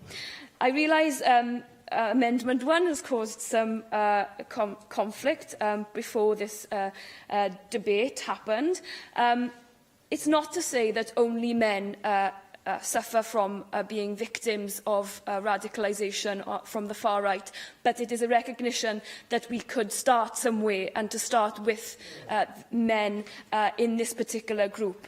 I don't apologise for trying to have the debate, but I can understand if perhaps it could be more nuanced, and we will consider that in future. But I think sometimes, as I've said to people before I came here today, we know that young men commit suicide more often. We know that they need to have targeted support. And we know that young men are becoming radicalised by the far right online, social media. We only need to look at Breitbart, who don't openly advocate violence, but the culture of grievance they play repeatedly with certain white men needs discussion, as many of the talking points have become mainstream. This could be a whole debate on its own about potential problems with mental health, potential problems, potentially how men feel that their role in society has changed. They've been told that they should be the main bread earner, but it winds up that they're not, and how they feel then where they fit in society doesn't work anymore. There's been numerous studies into why ethnic or Asian men have been radicalised towards the Islamic State. And so why not have the conversation openly here in our National Assembly about why certain sectors of our society are going online, abusing women, finding it easy to justify that because they don't believe in this PC agenda anymore. Why is that acceptable? Why should we accept that as a form of open debate? That has to be questioned, surely. So I would like to potentially bring more debates of this nature and have it in a constructive manner, so that we can help our citizens understand one another. Maybe we come from a position of privilege here in the National Assembly, so we don't understand all of the nuances of why things happen, but we have to try and work together more positively as a society. Hannah Blythen. Diolch, Llywydd. Figures today show that hate crime has risen by 29%, and I believe that is a record rise in England and Wales. And I'm sure that the vast majority of fair-minded people in this chamber, in our communities and our country, will agree that this is unacceptable. All of us here have a duty to speak up, stand up and take action to challenge and combat prejudice and hate wherever and to whom it rears its ugly head. I've spoken previously in this place on this same issue, and I've made clear that there can be no hierarchy of hate. However, today I'd like to focus my contribution on bullying, and particularly the rise of online abuse. Results from a Stonewall survey in August 2017 showed that 1 in 10 LGBT people have experienced homophobic, biphobic or transphobic abuse or behaviour online directed towards them personally. And this number increases to 1 in 4 trans people that have experienced transphobic abuse or behaviour. And half of all LGBT people have witnessed homophobic, biphobic and transphobic abuse or behaviour online that was not directed towards them in the last month. And I'm sure members in here will be aware that there's something about social media that seems to make people think that they can say and do whatever they want without fear or thought for the implications. And I just want to bring it home a little bit to illustrate a bit closer to home to members here.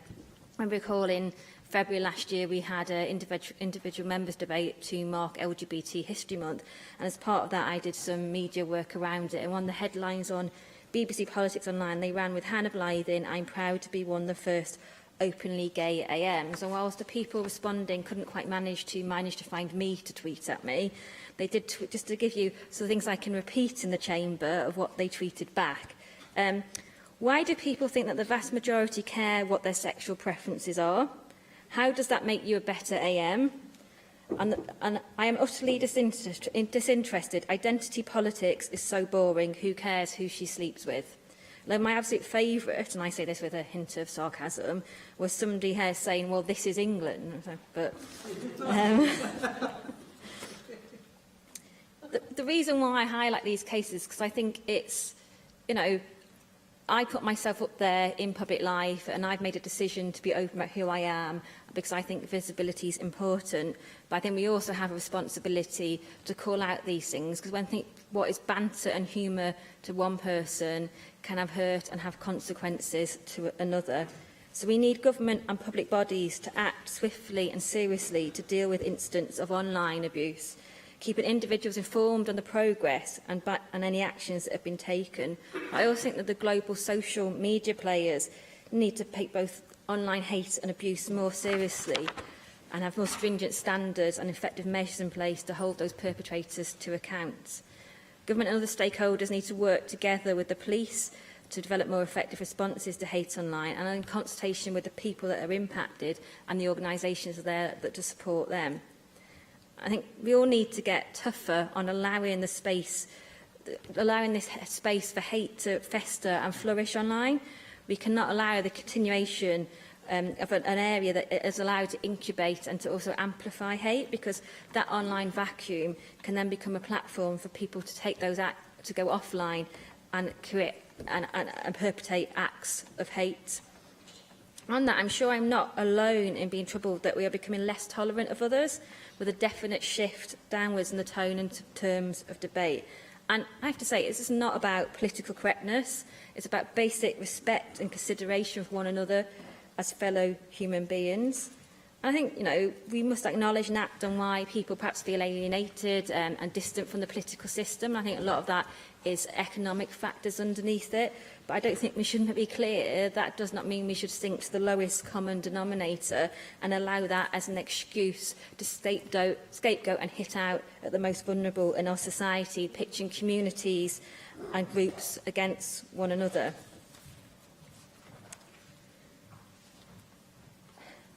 I get the feeling sometimes when we're having some of these debates that there's people that somehow think that progress on legislative equality has tipped the balance the other way. And I think we need to be very clear on this, that equality for me does not mean less rights for someone else. Equality, by its very dictionary definition, is a state of being equal, especially in status, rights or opportunities. And we need to remember that, and we need to always speak out in support of that. So this Thursday, I will be speaking at an event at St Asaph Cathedral to mark 50 years since the decriminalisation of homosexuality. The event will provide an opportunity to look at our history and hope for the future. My contribution will be looking at the future and the Wales and the world we hope to one day live in, a future Wales and world where I hope each and every one of us can live our lives as we are, for who we are, free from fear, prejudice and hate. And the onus is on each and every one of us to make this a reality. So let us lead in speaking out, stepping up and stamping out hate and discrimination. Diolch yn fawr. Neil Hamilton. Well, I think we should start this debate by saying that what is true, that we live in a much less prejudiced society today than 50 years ago when I was young. And that's a very good thing. And I approve of the government's strategy on hate crime, and I appreciate the tone in which the Cabinet Secretary started off this debate. But one thing that does concern me about debates on hate crime is that we tend to get it out of perspective. Hate crime is, of course, abominable, and I speak as a victim because I once had my nose broken when I went to the aid of a gay friend of mine who was being attacked by homophobic thugs, and the perpetrator of that crime subsequently went to prison on account of it. I've also been on an IRA list for quite a number of years, and therefore I was under threat of being murdered. So I do understand what hatred is all about when you encounter it in a real sense. But we have no far-right party today which is active in British politics of any size. The BNP has disappeared. The EDL is insignificant. And I think we should celebrate that. We don't have the problems that some European countries have, and therefore we shouldn't get this out of perspective. And I think we have to accept also that the figures that are reported as hate crimes really tend to exaggerate the extent of the problem. Mark Isherwood referred in the course of his speech to the fact that it's the perception of the victim which matters, not the actual reality necessarily. And the definition in the Home Office Operation Guidance, which is accepted by police forces in Wales, is that for recording purposes, the perception of the victim or any other person is the defining factor in determining whether an incident is a hate incident. So even a third party can report a hate crime as such, and it will instantly be logged by the police as a hate crime, even in cases where the victim himself or herself may not have wished it to be so. And there's an actual example in the police operation guidance, actually, which is, I think, quite instructive. A heterosexual man walking through an area near a gay club is verbally abused in a way which is offensive, doesn't constitute a public order offence. He reports the incident but doesn't believe it to be homophobic or want it recorded as such. But the officer taking the report down can himself record that as a hate crime, even though the victim doesn't want to. And the perception of the victim is not to be challenged in any way. Now, I accept that if there's a challenge to be made, then it should be done in a sensitive manner, but surely we must base public policy upon actual facts and not just upon perceptions. The other point that I want to raise in this debate is the attempt to use this issue of hate crime in order to grind political axes. We often hear it related to Brexit, and we often hear it raised in connection with people who believe that it's very important for the purposes of community cohesion that we should have sensible controls on immigration. And I think that this demeans us, actually, and reduces the value of our political debate, because surely we can accept that if you're concerned about immigration, you're not necessarily a racist, and you certainly don't believe that hate crime is a good thing. Of course, there are racists who want to control immigration for their base reasons, and there are people in all political parts of the spectrum, just about, who engage in political abuse. I mean, I have, from time to time, been the recipient of it myself, and anybody who wants to know what online abuse is about should go and see what's read about me, which often invites me to perform various physical acts which are not within my capabilities. But it's or indeed anybody's for that matter. And so, you know, I'm well aware that if you take these things seriously, that it can be very hurtful. In politics and public life, we tend to be pachyderms, so we can brush this sort of thing off. And in what you might call normal society, then we may not find that quite so easy to accept. And so I agree very much with what Hannah Blythen said in her contribution, that this is all about basic respect for individuals and their differences. And I don't believe that people should be abused or subject to physical violence simply on account of personal characteristics, which they can't alter, or indeed for their political beliefs. Just in winding up, I will say that, of course, we're happy to note the motion, and indeed, as I already said, to support the government's strategy overall. We will not support the Plaid Cymru amendments. We're going to abstain on those, because I think they're drafted in rather a tendentious way. And that goes back to what I said at the opening of my speech. I haven't time to I'm afraid, dilate further upon that today, but I think there is widespread acceptance in this House, universal acceptance of the general principles under which underlie the government's policy, and we will support them in that endeavour. Dawn Bowden. Diolch, Llywydd. And I think, seeing as everybody else is also talking about their online experiences, I'll just say a little bit about mine. I've certainly been trolled by far-right extremist organisations for doing little more than supporting an event that I attended in the Senedd called the Wales, the Nation of Sanctuary.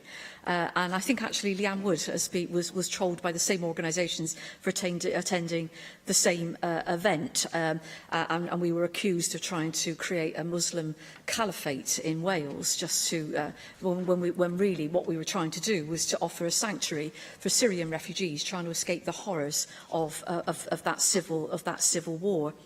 But in debating this important issue of tackling hate crime, I'd like to take the opportunity to highlight the work of organisations like Show Racism, The Red Card, and ask that this Friday, the 20th of October, we all support the Wear Red Day 2017. And that will certainly give me an excuse to get into my favourite colour, both in terms of my politics and my football team, so I should be wearing red on Friday. But on a serious note, Wear Red Day is a practical and visible way that we can all show our support for the work of Show Racism, The Red Card, and to promote their valuable work in helping to promote equality and in tackling hate crime in our communities.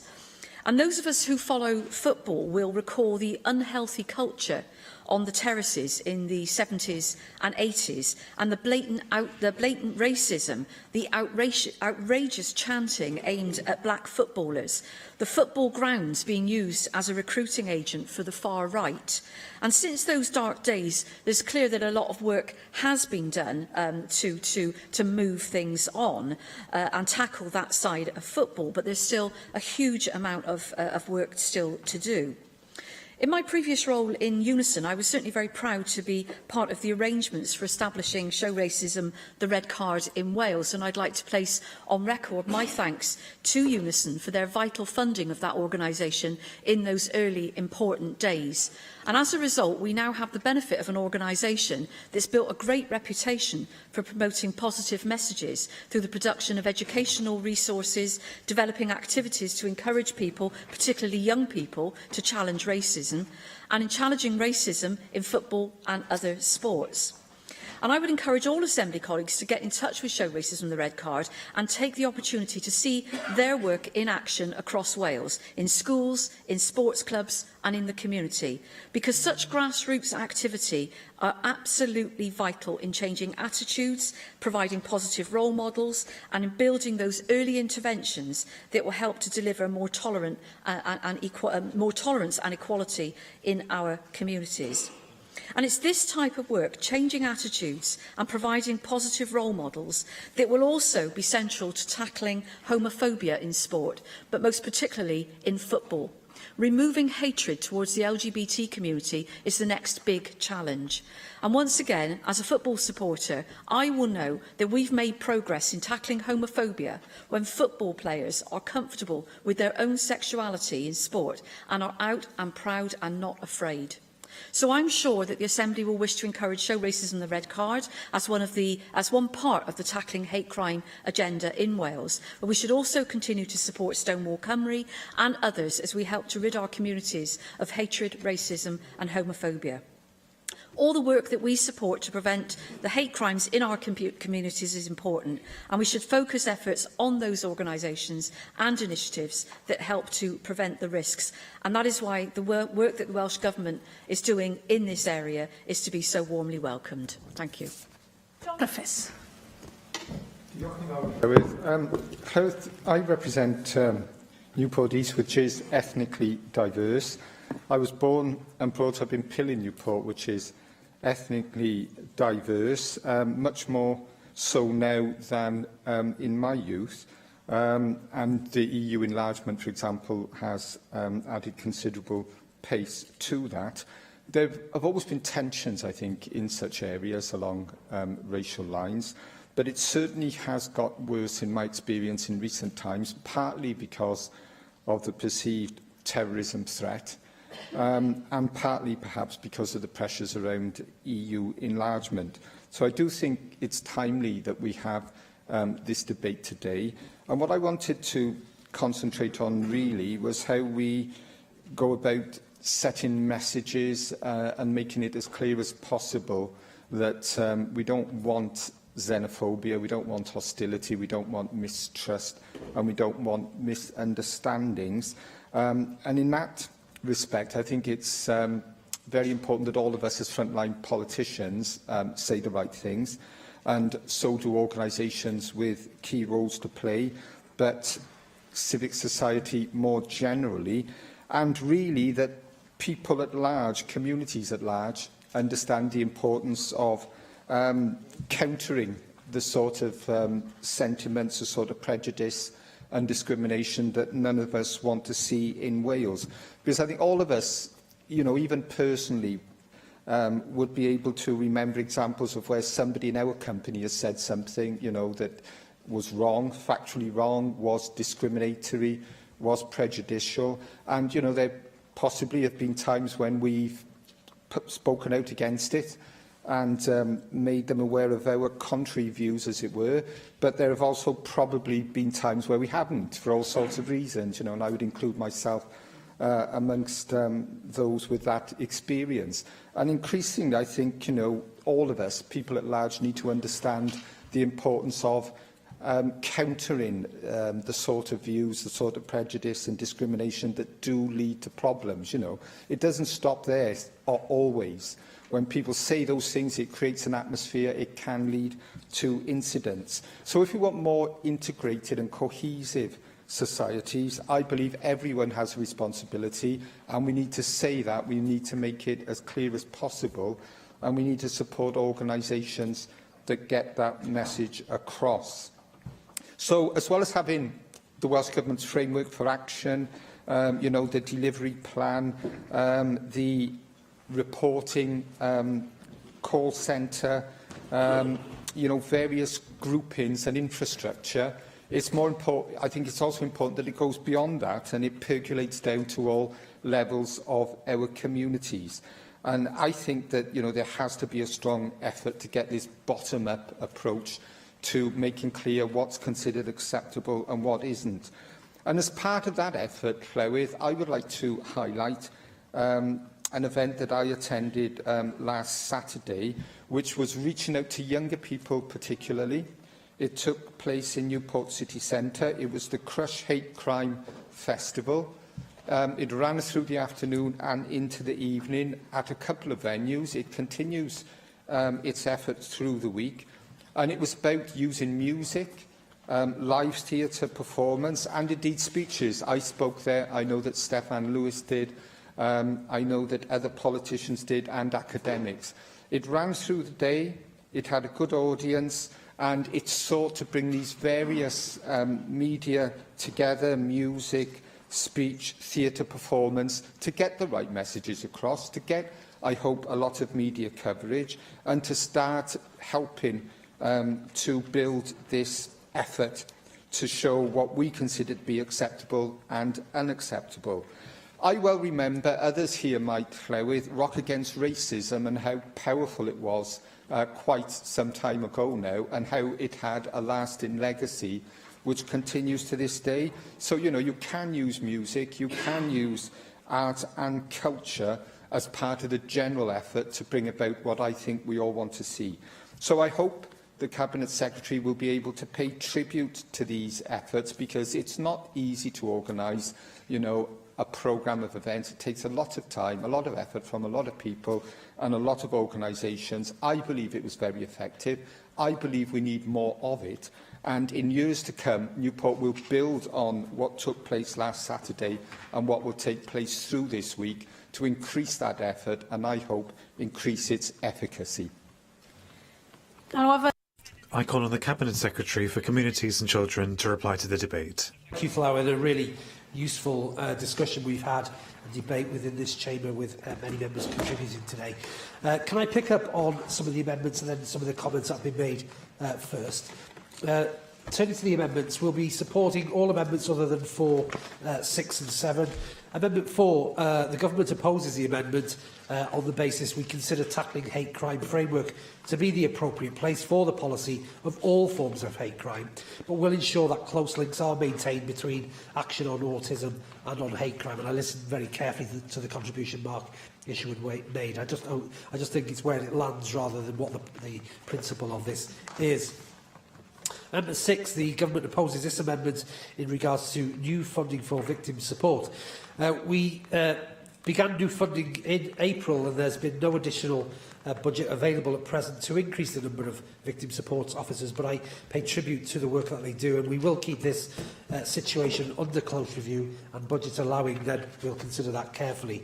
Amendment 7, the Government opposes this amendment also in Wales, only because, we don't agree with the principle, but what we are already doing in Wales, the qualified teacher status already requires teachers to challenge stereotype views, bullying and harassment following relevant policies and procedures. So therefore, we already believe there is a duty in place. So with many members made a reference to their own personal experiences, Hannah Blythen brought a very real experience to the Chamber of her online trolling and exposure to individuals who think it's okay to say it online. It's not as harmful, but it certainly is. And I'm grateful for the member standing up and calling out, as she says, and Dawn Bowden and the campaign around Show Racism the Red Card, which is on Friday, as the member says. So please wear red, whatever political persuasion you may be. You'll be allowed to wear red on Friday, supporting this great campaign that has certainly put Wales on the map and tackles the issues head on. John Griffiths mentioned his vision and views around where he grew up in Pill. I've visited Pill on several occasions, visiting that community, and what a fantastic young school they have there. With I think the local primary school has around 20 languages or 20 languages and cultures within the school setting. It's an amazing opportunity for children to integrate with each other, and shows actually a shining light in Pill about what can be done when people come together. So I also congratulate the Crush Hate Crime and the Rock Against Racism programme that the member talked about. I'm sorry I wasn't able to make it, but I'm sure it should flourish in the future. And actually the community of Newport and many others as well should be congratulated on their way that they go around to create community cohesion within their very diverse community that the member represents as well. Neil Hamilton raised some issues. He started his debate with from when he was younger, he said there was less prejudice. What I hope he didn't mean by saying less prejudice then, make it that there's acceptable prejudice now. Because what I do see, and the member alluded to, saying that there is no far-right extreme parties of any number in the UK now, I probably disagree with him, because actually we see that on a regular basis, on a daily basis, where individuals, groups of individuals, have far-right extreme views, and we must stop that now. In fact, his party paraded refugees on a poster on the side of a bus, which, if they were white British people, they would have had the same impact there, Neil. So I think we have to learn by our mistakes and accept the fact that sometimes we get things wrong, and sometimes we should apologise to the people of Wales and the people of the UK. I will give way to the member, yes. Well, I thank the Cabinet Secretary for giving way. We could all trade stories of this kind. We know all about some of the anti-Jewish things which have been said by members of the Labour Party, and there is prejudice in all parties, and don't ask me to defend that post. I had nothing to do with it,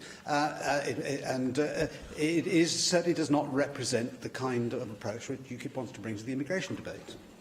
Well, that may be the case now, but I must say that wasn't the debate that was created during the Brexit programme that we all followed, and particularly around the judging people by the colour of the person's skin or their language is certainly not appropriate in terms of moving forward. Llywydd, it is important to emphasise that there are differences of views in this chamber, but this will not undermine the cross-party consensus on the need to tackle hate crime.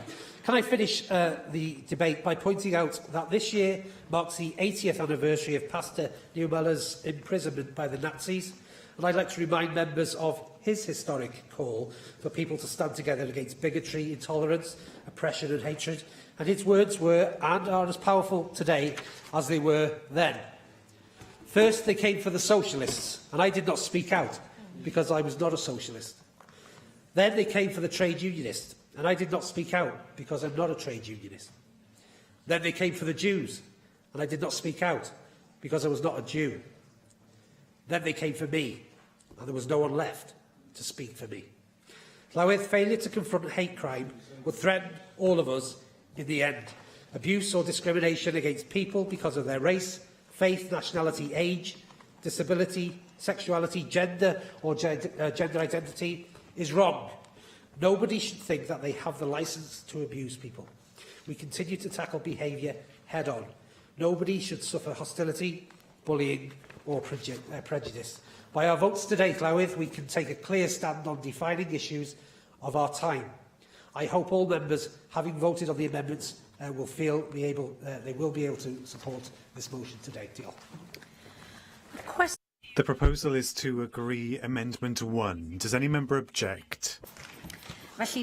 Amendment 1 is therefore agreed. The proposal is to agree Amendment 2. Does any member object? Amendment 2 is therefore agreed. The proposal is to agree Amendment 3. Does any member object? Amendment 3 is therefore agreed. The proposal is to agree Amendment 4. Does any member object? I will defer all further voting into this item until voting time. The next item is the debate on the circular economy, and I call on the Cabinet Secretary for Environment and Rural Affairs to move the motion. Lesley Griffiths. Wales at 64% has the highest municipal recycling rate in the United Kingdom. We are a long way ahead of the other UK nations and within a few percentage points of the best in the world. We've made great advances in sustainable waste management and must use this as a springboard for further development of the circular economy in Wales. A circular economy is one where materials can be productively used again and again, creating added value and associated multiple benefits. Recent studies by the Ellen MacArthur Foundation, WRAP and the Green Alliance have identified potential savings and income of more than £2 billion each year to the Welsh economy and up to 30,000 new jobs through the development of a more circular economy. We need to place much more value on the resources we all too often take for granted, reduce what we use and, wherever possible, keep materials and goods in use for longer. We must move away from the throwaway culture we are all too familiar with and encourage behaviours which will help protect our environment. The success we've seen in Wales is largely due to the clarity and direction of the National Waste Strategy for Wales towards zero waste. I want to continue to work closely with all interested parties, from the citizens of Wales to local authorities, business and the third and public sectors, to ensure progress towards our ambitious targets is maintained. Achieving a more circular economy is a challenging task which involves all parts of the supply and waste management chain. Last year, we asked WRAP to set up a circular economy task force for Wales, involving representatives from manufacturers, retailers, local authorities and the waste industry. Their initial focus has been on plastics, where in Wales we have a significant number of diverse manufacturing companies producing moulded plastic products and components. WRAP is working with stakeholders to produce a plastics route map with the aim of creating a better market for recycled plastic in products made in Wales. This will help create jobs in Wales and reduce our reliance on overseas markets for waste plastic. The Welsh Government has allocated capital funding of £6.5 million to develop a significant number of small-scale capital projects to assist SMEs in making the transformation towards a circular economy approach. We need to see more circular economy business models developed in Wales. Through procurement activities, the Welsh Government and the public sector can lead by example by saving money as a result of sustainable product selection, waste prevention, reuse and recycling. The Welsh Government is working with public sector bodies to drive cost-effective, sustainable outcomes in Welsh businesses in the public sector supply chain, so they can develop more sustainable products and services, using resources more efficiently, including products using high recycled content, designed for reuse, ease of repair, disassembly and recycling. An excellent example of the power of the public sector procurement can be seen in the case study produced by RAP Cymru on the use of remanufactured furniture by Public Health Wales when they moved to a single central office in Cardiff.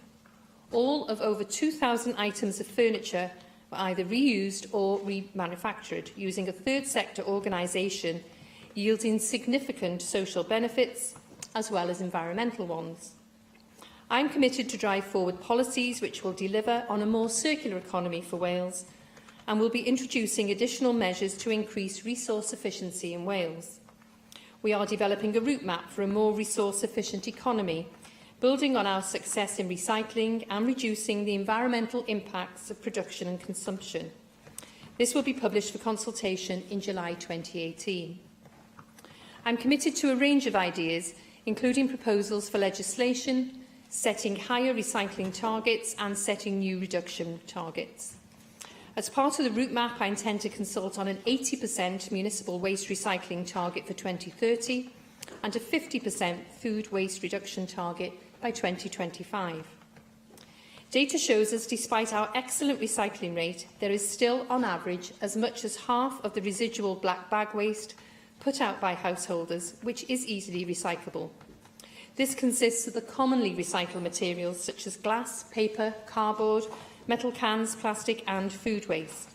An 80% recycling rate should be achievable, providing everyone plays their full part in recycling. I'm sure all of us would agree the amount of food wasted is unacceptable. Wasted food is also applying unnecessary pressures on our environment and on our limited natural resources. We must redouble our efforts and play our full part in challenging food waste, building on the Love Food, Hate Waste campaign and working more through the food supply chain through the Courtauld 2025 agreement. Unfortunately, there is still a great deal of packaging which is difficult or impossible to recycle. Packaging is also a major component of the litter which blights our public spaces, land, coasts and seas. I've commissioned an extended producer responsibility study on food and drink packaging to look at measures to prevent waste, increase recycling and reduce litter on the ground and in our seas. It will investigate how producers and retailers may share more evenly the financial burdens of managing waste. A review of deposit return schemes will also be included in the study. As part of the budget settlement, we have announced funding to support pilots to test the feasibility of deposit schemes for recycling.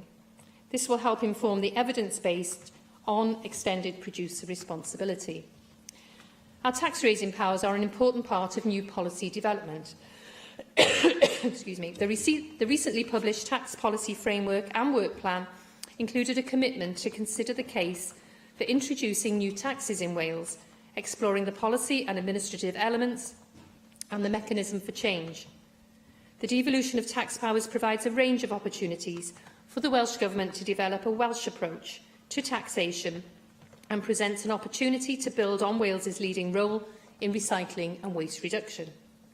Disposable plastic taxes, in particular, received public and stakeholder support during the debate on new taxes, highlighted most recently by a campaign and petition launched by Greenpeace to introduce a tax on plastics. Yes, certainly. I'd have a glass of water while she gives me. Thank you.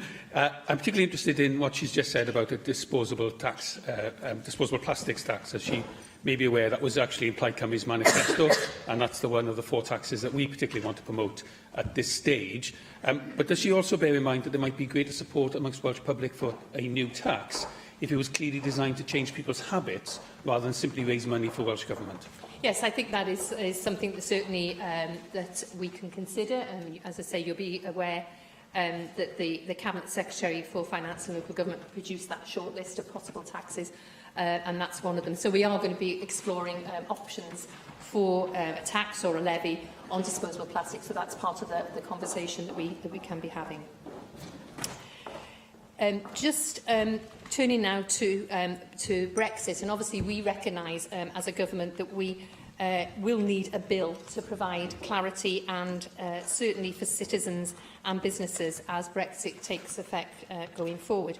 And we accept there will be a need to make some amendments so the existing law is workable in the new context of the UK being outside of the EU. And we've made repeatedly clear any bill brought forward must respect the devolution settlements, and as colleagues are aware, the First Minister has made very clear that the current drafting of the withdrawal bill places significant new constraints on the Assembly's ability to legislate effectively after Brexit on matters which are currently dealt with in Brussels. And I think this is particularly the case for resource efficiency and recycling targets, and we've absolutely proven that setting them in Welsh legislation achieves the necessary results. And as I said at the outset, we're doing so much better than the other UK countries in this regard. So, in conclusion, Llywydd, a more resource-efficient economy will help make our businesses more resilient and competitive in the future. It will create jobs, it will bring more social and environmental benefits, and we are absolutely committed to taking actions to achieve this, and I look forward to members' contributions. I have selected the 5 amendments to the motion, and I call on Simon Thomas to move amendments 1, 2, 4 and 5, tabled in the name of Rhina Bjorwerth. Diolch Llywydd ac wi'n cynnig. Thank you, Llywydd, and I move those amendments. May I welcome the fact that we are discussing the success in this area and the fact that the government has ambition and wants to raise recycling levels even more and move towards a no-waste economy. And Plaid Cymru's amendments turn around the fact that although there is ambition, there's always room for greater ambition, in my view. Given that Ceredigion is the best performing council on recycling at the moment and is already reaching 70% recycling, then setting 80% for everyone by 2030 isn't challenging enough, in my view, and therefore Plaid Cymru is of the view that we should set a target by 2030 of a zero-waste economy and moving everyone along with the best performing to that objective. But I welcome the fact that there is some progress and a strong message conveyed by government that they do want to increase the targets for those few authorities in Wales that are only scratching or getting the targets at the moment. Indeed. Will you not accept zero is impossible if you've got incineration, because incineration will always end up with residual waste? I'll come to incineration later on in my remarks, so hopefully I'll address some of that in a moment. Dwi hefyd yn meddwl bod na... I also think that there's an opportunity to use the new taxation powers, as the Cabinet Secretary has just mentioned. I am disappointed with the wording of the Conservative amendment in this context. If you look at the few nations who are performing better than ourselves in recycling plastics, Norway, Sweden, Germany and Finland, each and every one of them has a deposit return scheme. And therefore it isn't true to say that such a scheme somehow undermines recycling. And of course, we have to consider doorstep recycling, as we have in Wales, that there may be impacts that a deposit return scheme could have in that context, but the solution, of course, is a pilot scheme, and that's what's been agreed between Plaid Cymru and the government in the pre-budget agreement, and I look forward to discussing the details of that pilot scheme with the Cabinet Secretary in due time and to hear more details on such a scheme in the Assembly. I hope that we will have at least some understanding of the way forward there. And the Plaid Cymru amendment, by the way, is open-ended in terms of what kind of deposit return scheme we should see in Wales in terms of the materials to be recycled. It's important that we identify what's already being used by some companies. Pret a Manger, Reggie Brett, Asda even, are starting to talk about how they can use return plastics, and even major companies such as Coca-Cola have changed their minds on a deposit return scheme. The second part of this enables us to look at new taxes, as I said, and the possibility of having a tax on polystyrene, as Plaid Cymru has mentioned, and touching upon the point that Mike Hedges has just made, that there are materials that can't be recycled, which ultimately will go to landfill or incineration. And the solution there, of course, is to try and make better use of that material, or to try and remove that material from the food chain specifically, and using taxation measures to achieve that. So I do think that there is a possibility of a tax, which has been mentioned as one of the 4 possible taxes to be introduced by government, and that a plastics tax would be something that we in Plaid Cymru would want to support, and that is our tax of choice, in order to be entirely clear in the chamber.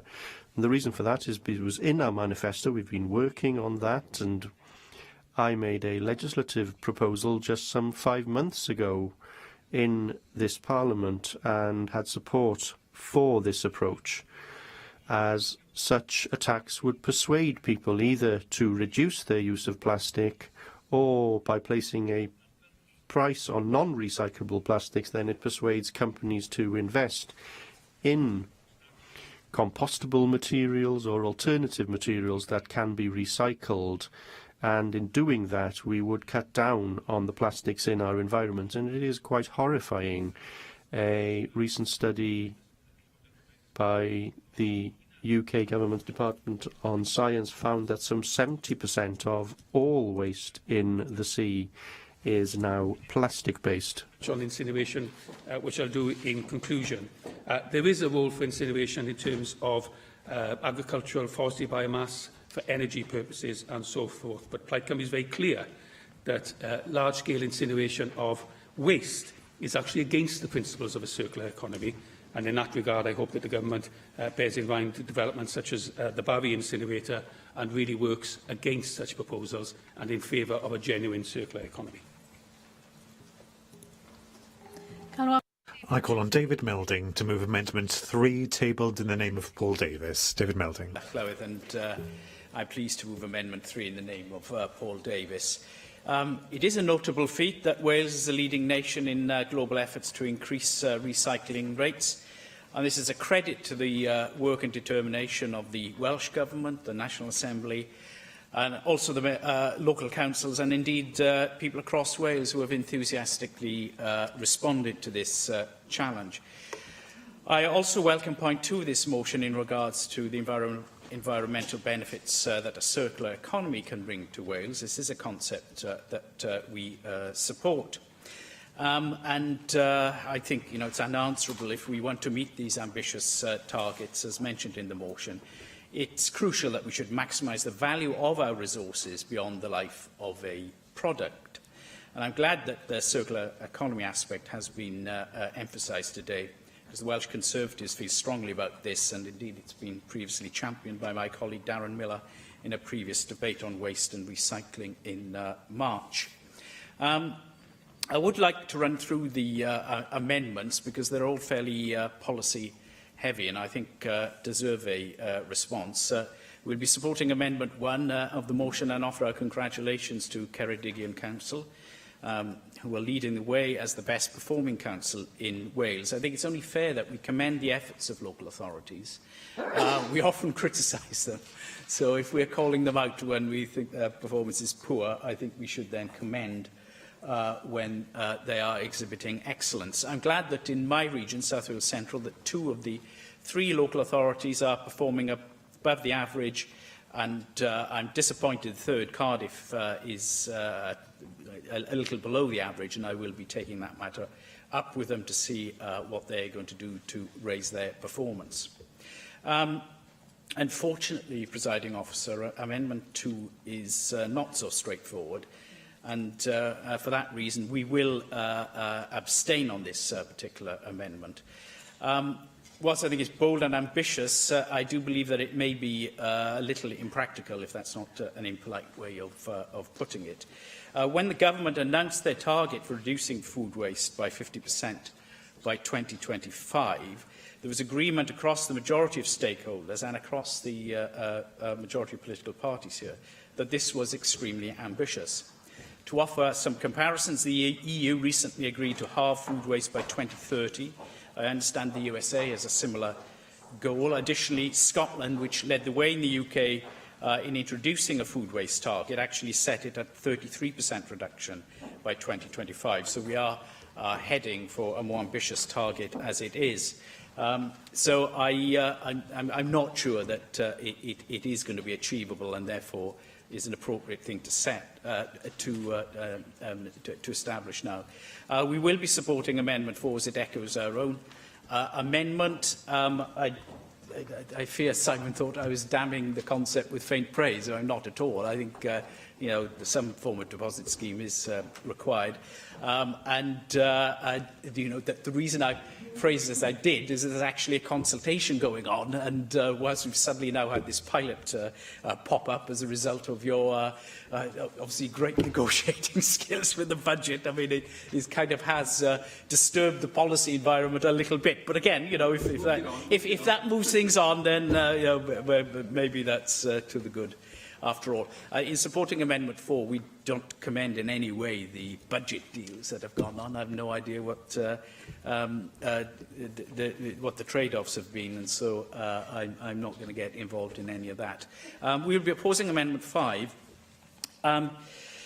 really because whilst we accept, the need to reduce non-reusable and non-recyclable plastics, and in any significant waste reduction strategy that is needed, I'm not sure tax is the best way. There are all sorts of practicalities.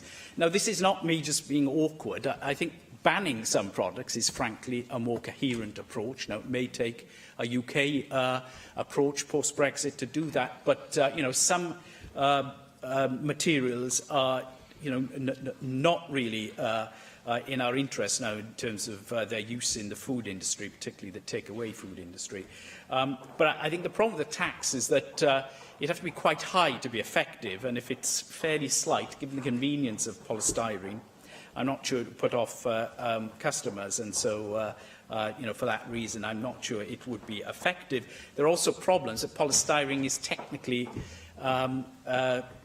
recyclable. So the definitions that you need in some of these things, I think, needs a lot of attention as well. So for that reason, we're not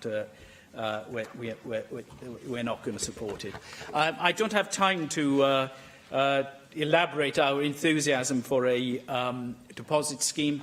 But we will be very interested in what's happening now with consultation. Perhaps the Minister is going to be able to say something about that in the wind-up, and also how the pilot scheme is going to be conducted. I'd appreciate if she give more details or write to me on that. Again, if it's a robust and useful way forward, then we will be happy to see that. But I mean, at the minute, it kind of has popped out of the thin air when there was a general consultation going on anyway. However, I want to end on an enthusiastic note and say there's been real progress here. It's nice to see Wales as a leader in some areas, and I think as a responsible opposition we should acknowledge good practice where we see it. Jenny Rathbone. Well, I'm delighted to see the pilot of the bottle deposit scheme in this year's budget, and I think that's completely excellent, enabling us to understand the number of miles that may need to be travelled to get the containers back to the factory, and to understand the process to make sure that it really is sustainable. I can't come too soon because David Attenborough has once again made a plea to the world for the number to do something about the number of plastics that are ending up in the ocean and killing off the wildlife in parts of the world that we are never going to visit. So it is completely deplorable that we've been so wasteful of our planet's resources in allowing this to happen. I think that the 80% municipal recycling target is ambitious but doable, but it does require a renewed effort by some local authorities. Cardiff, for example, my own local authority, is bouncing on the bottom at 58%, and that isn't good enough. And it's partly an attitude of mine it's not robust enough in pushing forward the education campaign that's needed with all our citizens, not just those who are already committed to this process. I've been campaigning for weeks now to get recycling bins reinstated into a few blocks of flats in my constituency, and it simply hasn't happened. There's no way that people can be doing the right thing by putting their bags of green waste separately from the residual waste, and then not having an appropriate place to deposit them. If they then end up in the landfill site, then that is a completely hopeless approach and obviously demoralises people. So that has got to change, and we need to ensure that all our citizens are engaged in this process, and not just those who are most enthusiastic about it.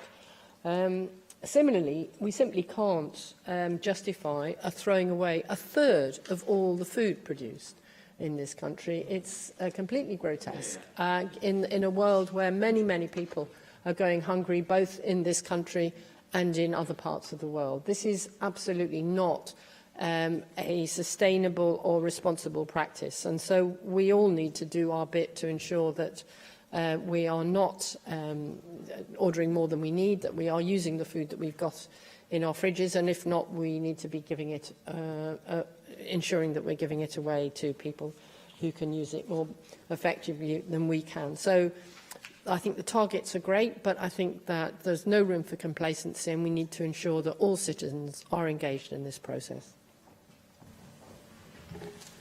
David Rowland. UKIP fully supports and applauds the Welsh Government's strategies on recycling in Wales and acknowledges the outstanding progress made so far. There is, of course, more to do if we are to achieve the ambitious targets set for the next few years.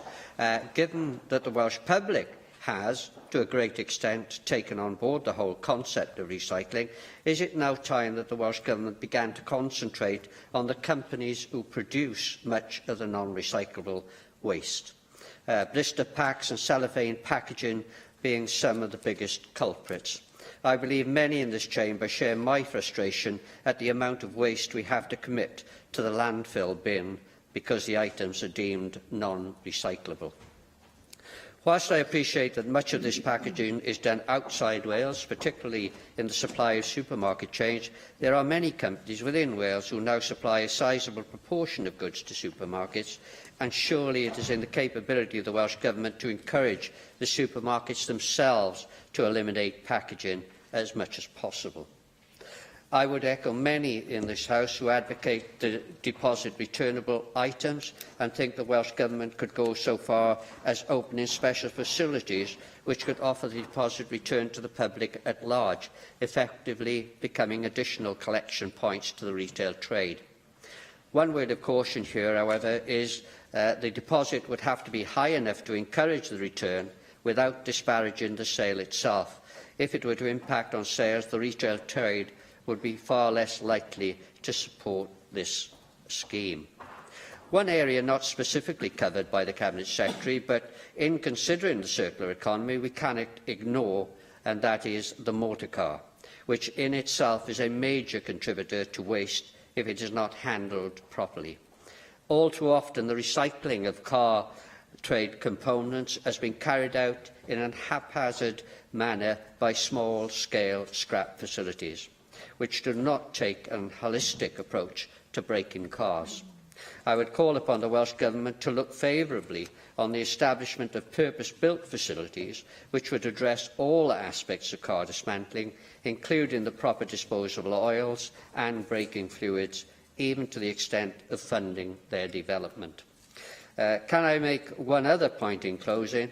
I do not think the travelling fraternity has received proper recognition for the contribution they have made to recycling over many decades, long before recycling became a fashionable item, and that they continue to make that valuable contribution to this present day.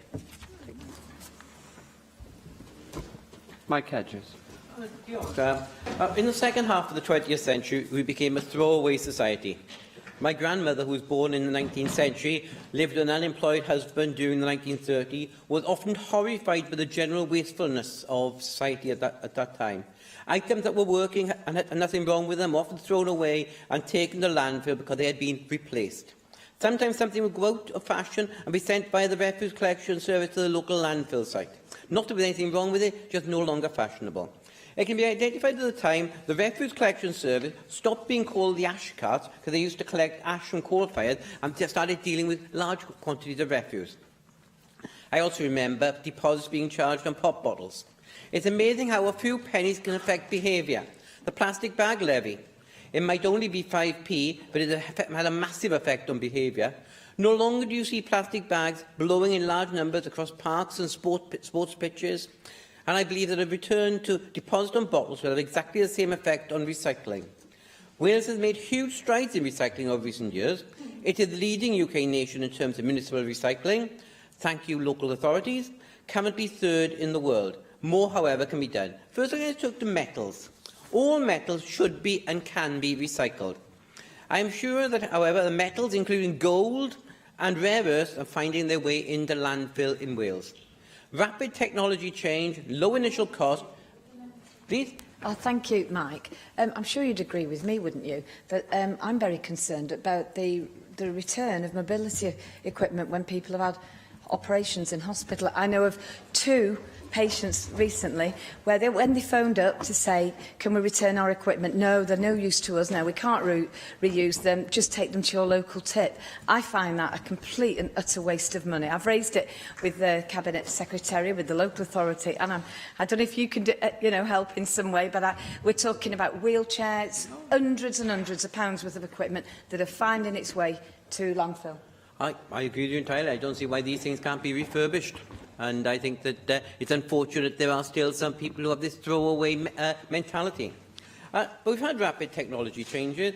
The mobile phone, that's interrupted this session on several occasions this afternoon. That contains gold, heavy metals. In fact, 70% of the heavy metals in landfill come from discarded electronics.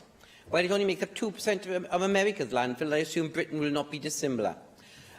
The value of precious metals inside a mobile phone are worth about 75 cents in America, which means about a pound here, going on for a pound here, and they cost there's about 18 cents to take them out. There's a huge saving in doing it, but far too many electronic devices end up being put into landfill.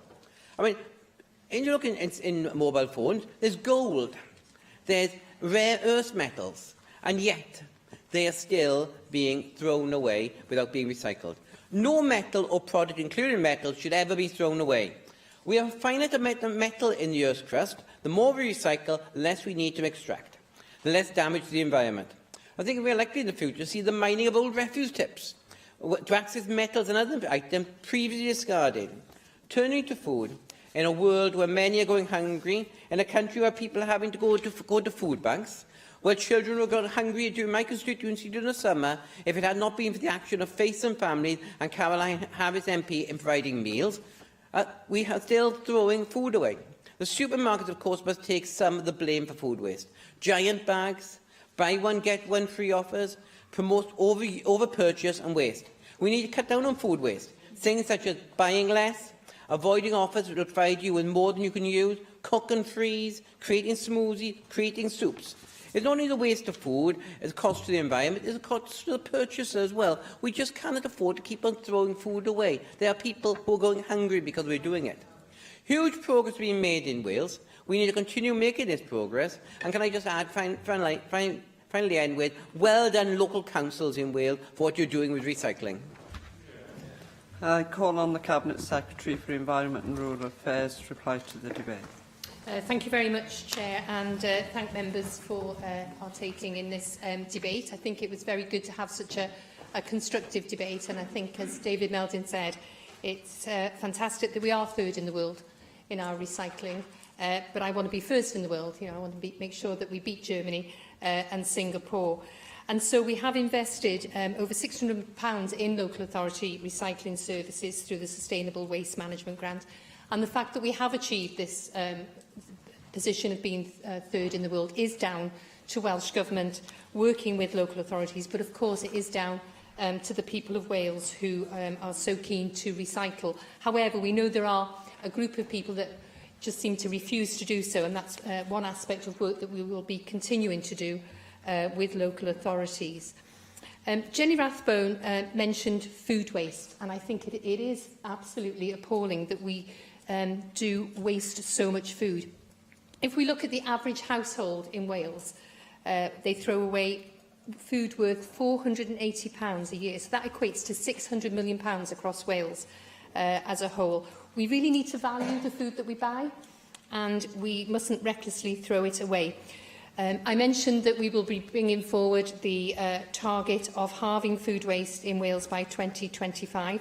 I think that is bold and ambitious, and I think it's also pragmatic and realistic. So I will be consulting as part of the refresh of our waste strategy that I plan to do next year. Several members mentioned the deposit return schemes, and we have agreed to have this pilot scheme as part of our budget settlement. We've put £500,000 aside to do that. We haven't worked up the details yet. As Simon said, that will be part of the work that we do, and I will be happy not just to let David Meldon know, but obviously all members know when we've brought forward our ideas. I think alongside that, I mentioned I was doing the extended producer responsibility study, so that was part of the scheme, but we are now going to have a pilot as part of the budget settlement. And I am aware of calls for the deposit return scheme to be introduced. You know, as a child of the 60s, like Mike Hedges, I remember it very well, but I think it's absolutely important that we make sure that there aren't perverse or unintended outcomes in relation to having such a scheme, because we do have the best recycling service in the UK, and already 75% of plastic bottles in Wales are being recycled. So I think it's very important that we don't have those perverse outcomes. We've also got to consider the financial impacts of a deposit on household shopping bills. We know, for example, a great deal of people now shop online, so it's really important that we make sure that we help those people that cannot easily redeem such a bottle for a deposit in a shop. David Melding queried about polystyrene. It is recyclable, and I'm having discussions with well-known food outlets and businesses, and again it's going to be part of the EPR study that we're going to look at recycling polystyrene. If I can just turn to the motion, obviously I'm asking Assembly members to support the motion. Looking at the amendments, I'm accepting 1, 3, 4 and 5. I particularly want to pay tribute to Ceredigion on being the top recycling county in Wales at 70%. I'm asking members to reject Amendment 2 because there is already an evidence-based target for zero waste for that milestone of 2050 in our waste strategy towards zero waste. The 80% target and the 50% target that I referred to are specific new targets that aren't already in towards zero waste. To get to that zero waste by 2050 will require a huge amount of effort to achieve that, and we'll have to bring in interim measures. So one of the interim measures we've looked at is working with local authorities to develop for 25-year contracts for energy recovery of non-recyclable waste. So in conclusion, Llywydd, just to thank members again for their contributions. I think the next few years are going to be really exciting. As I say, I want to be best in the world. I'm sure that's shared by all members as we make that further progress on our resource efficiency and circular economy journey. And I'm really pleased to have had this debate today. Thank you. The proposal is to agree Amendment 1. Does any member object? Amendment 1 is therefore agreed in accordance with Standing Order 12.36. The proposal is to agree Amendment 2. Does any member object? I will defer voting until voting time. And unless 3 members wish for the bell to be rung, I will proceed directly to voting time. And the first vote is on the debate on tackling hate crime. And I call for a vote on Amendment 4, tabled in the name of Paul Davis. Open the vote.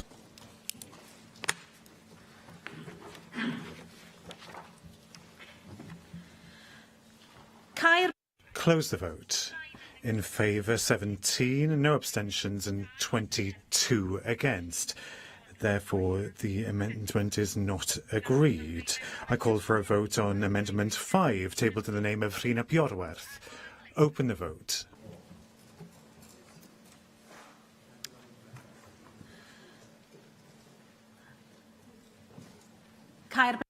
Close the vote. In favour 38. 2 abstentions, none against. Therefore, Amendment 5 is agreed. I call for a vote on Amendment 6, tabled in the name of Rhina Bjorwerth. Open the vote.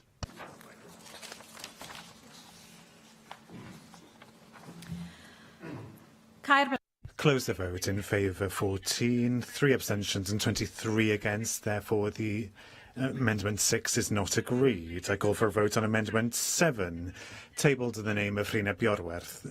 Open the vote.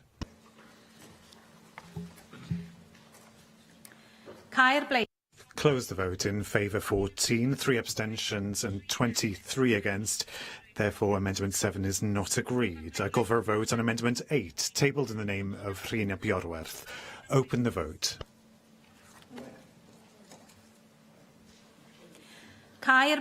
Close the vote. In favour 37, 3 abstentions, none against. Therefore, Amendment 8 is agreed. I call for a vote on the motion as amended, tabled in the name of Jane Hutt. Open the vote.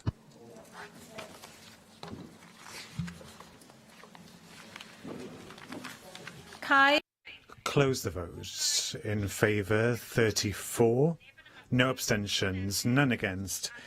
Therefore, 40 in favour, none abstentions, none against. Therefore, the motion as amended is agreed.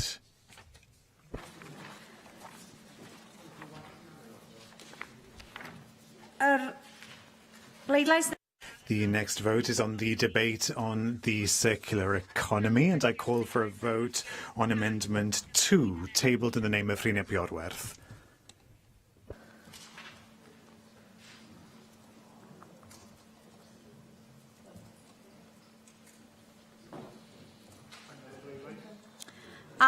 Open the vote.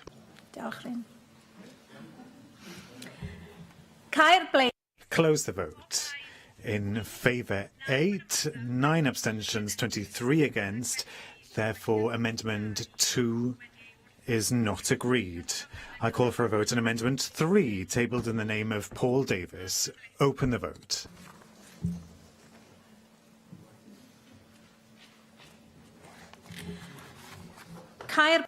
Close the vote. 39 in favour, 1 abstention, none against. Therefore, Amendment 3 is agreed. I call for a vote on Amendment 4, tabled in the name of Rhina Bjorwerth.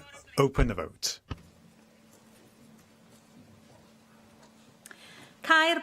Close the vote. In favour 37, 2 abstentions, 1 against. Therefore, Amendment 4 is agreed. I call for a vote on Amendment 5, tabled in the name of Rhina Bjorwerth. Open the vote.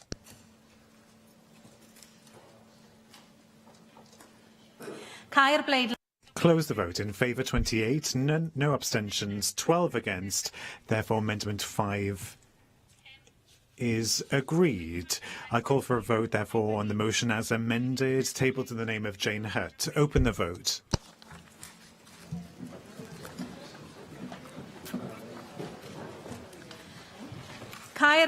Close the vote. In favour 31, 9 abstentions, none against.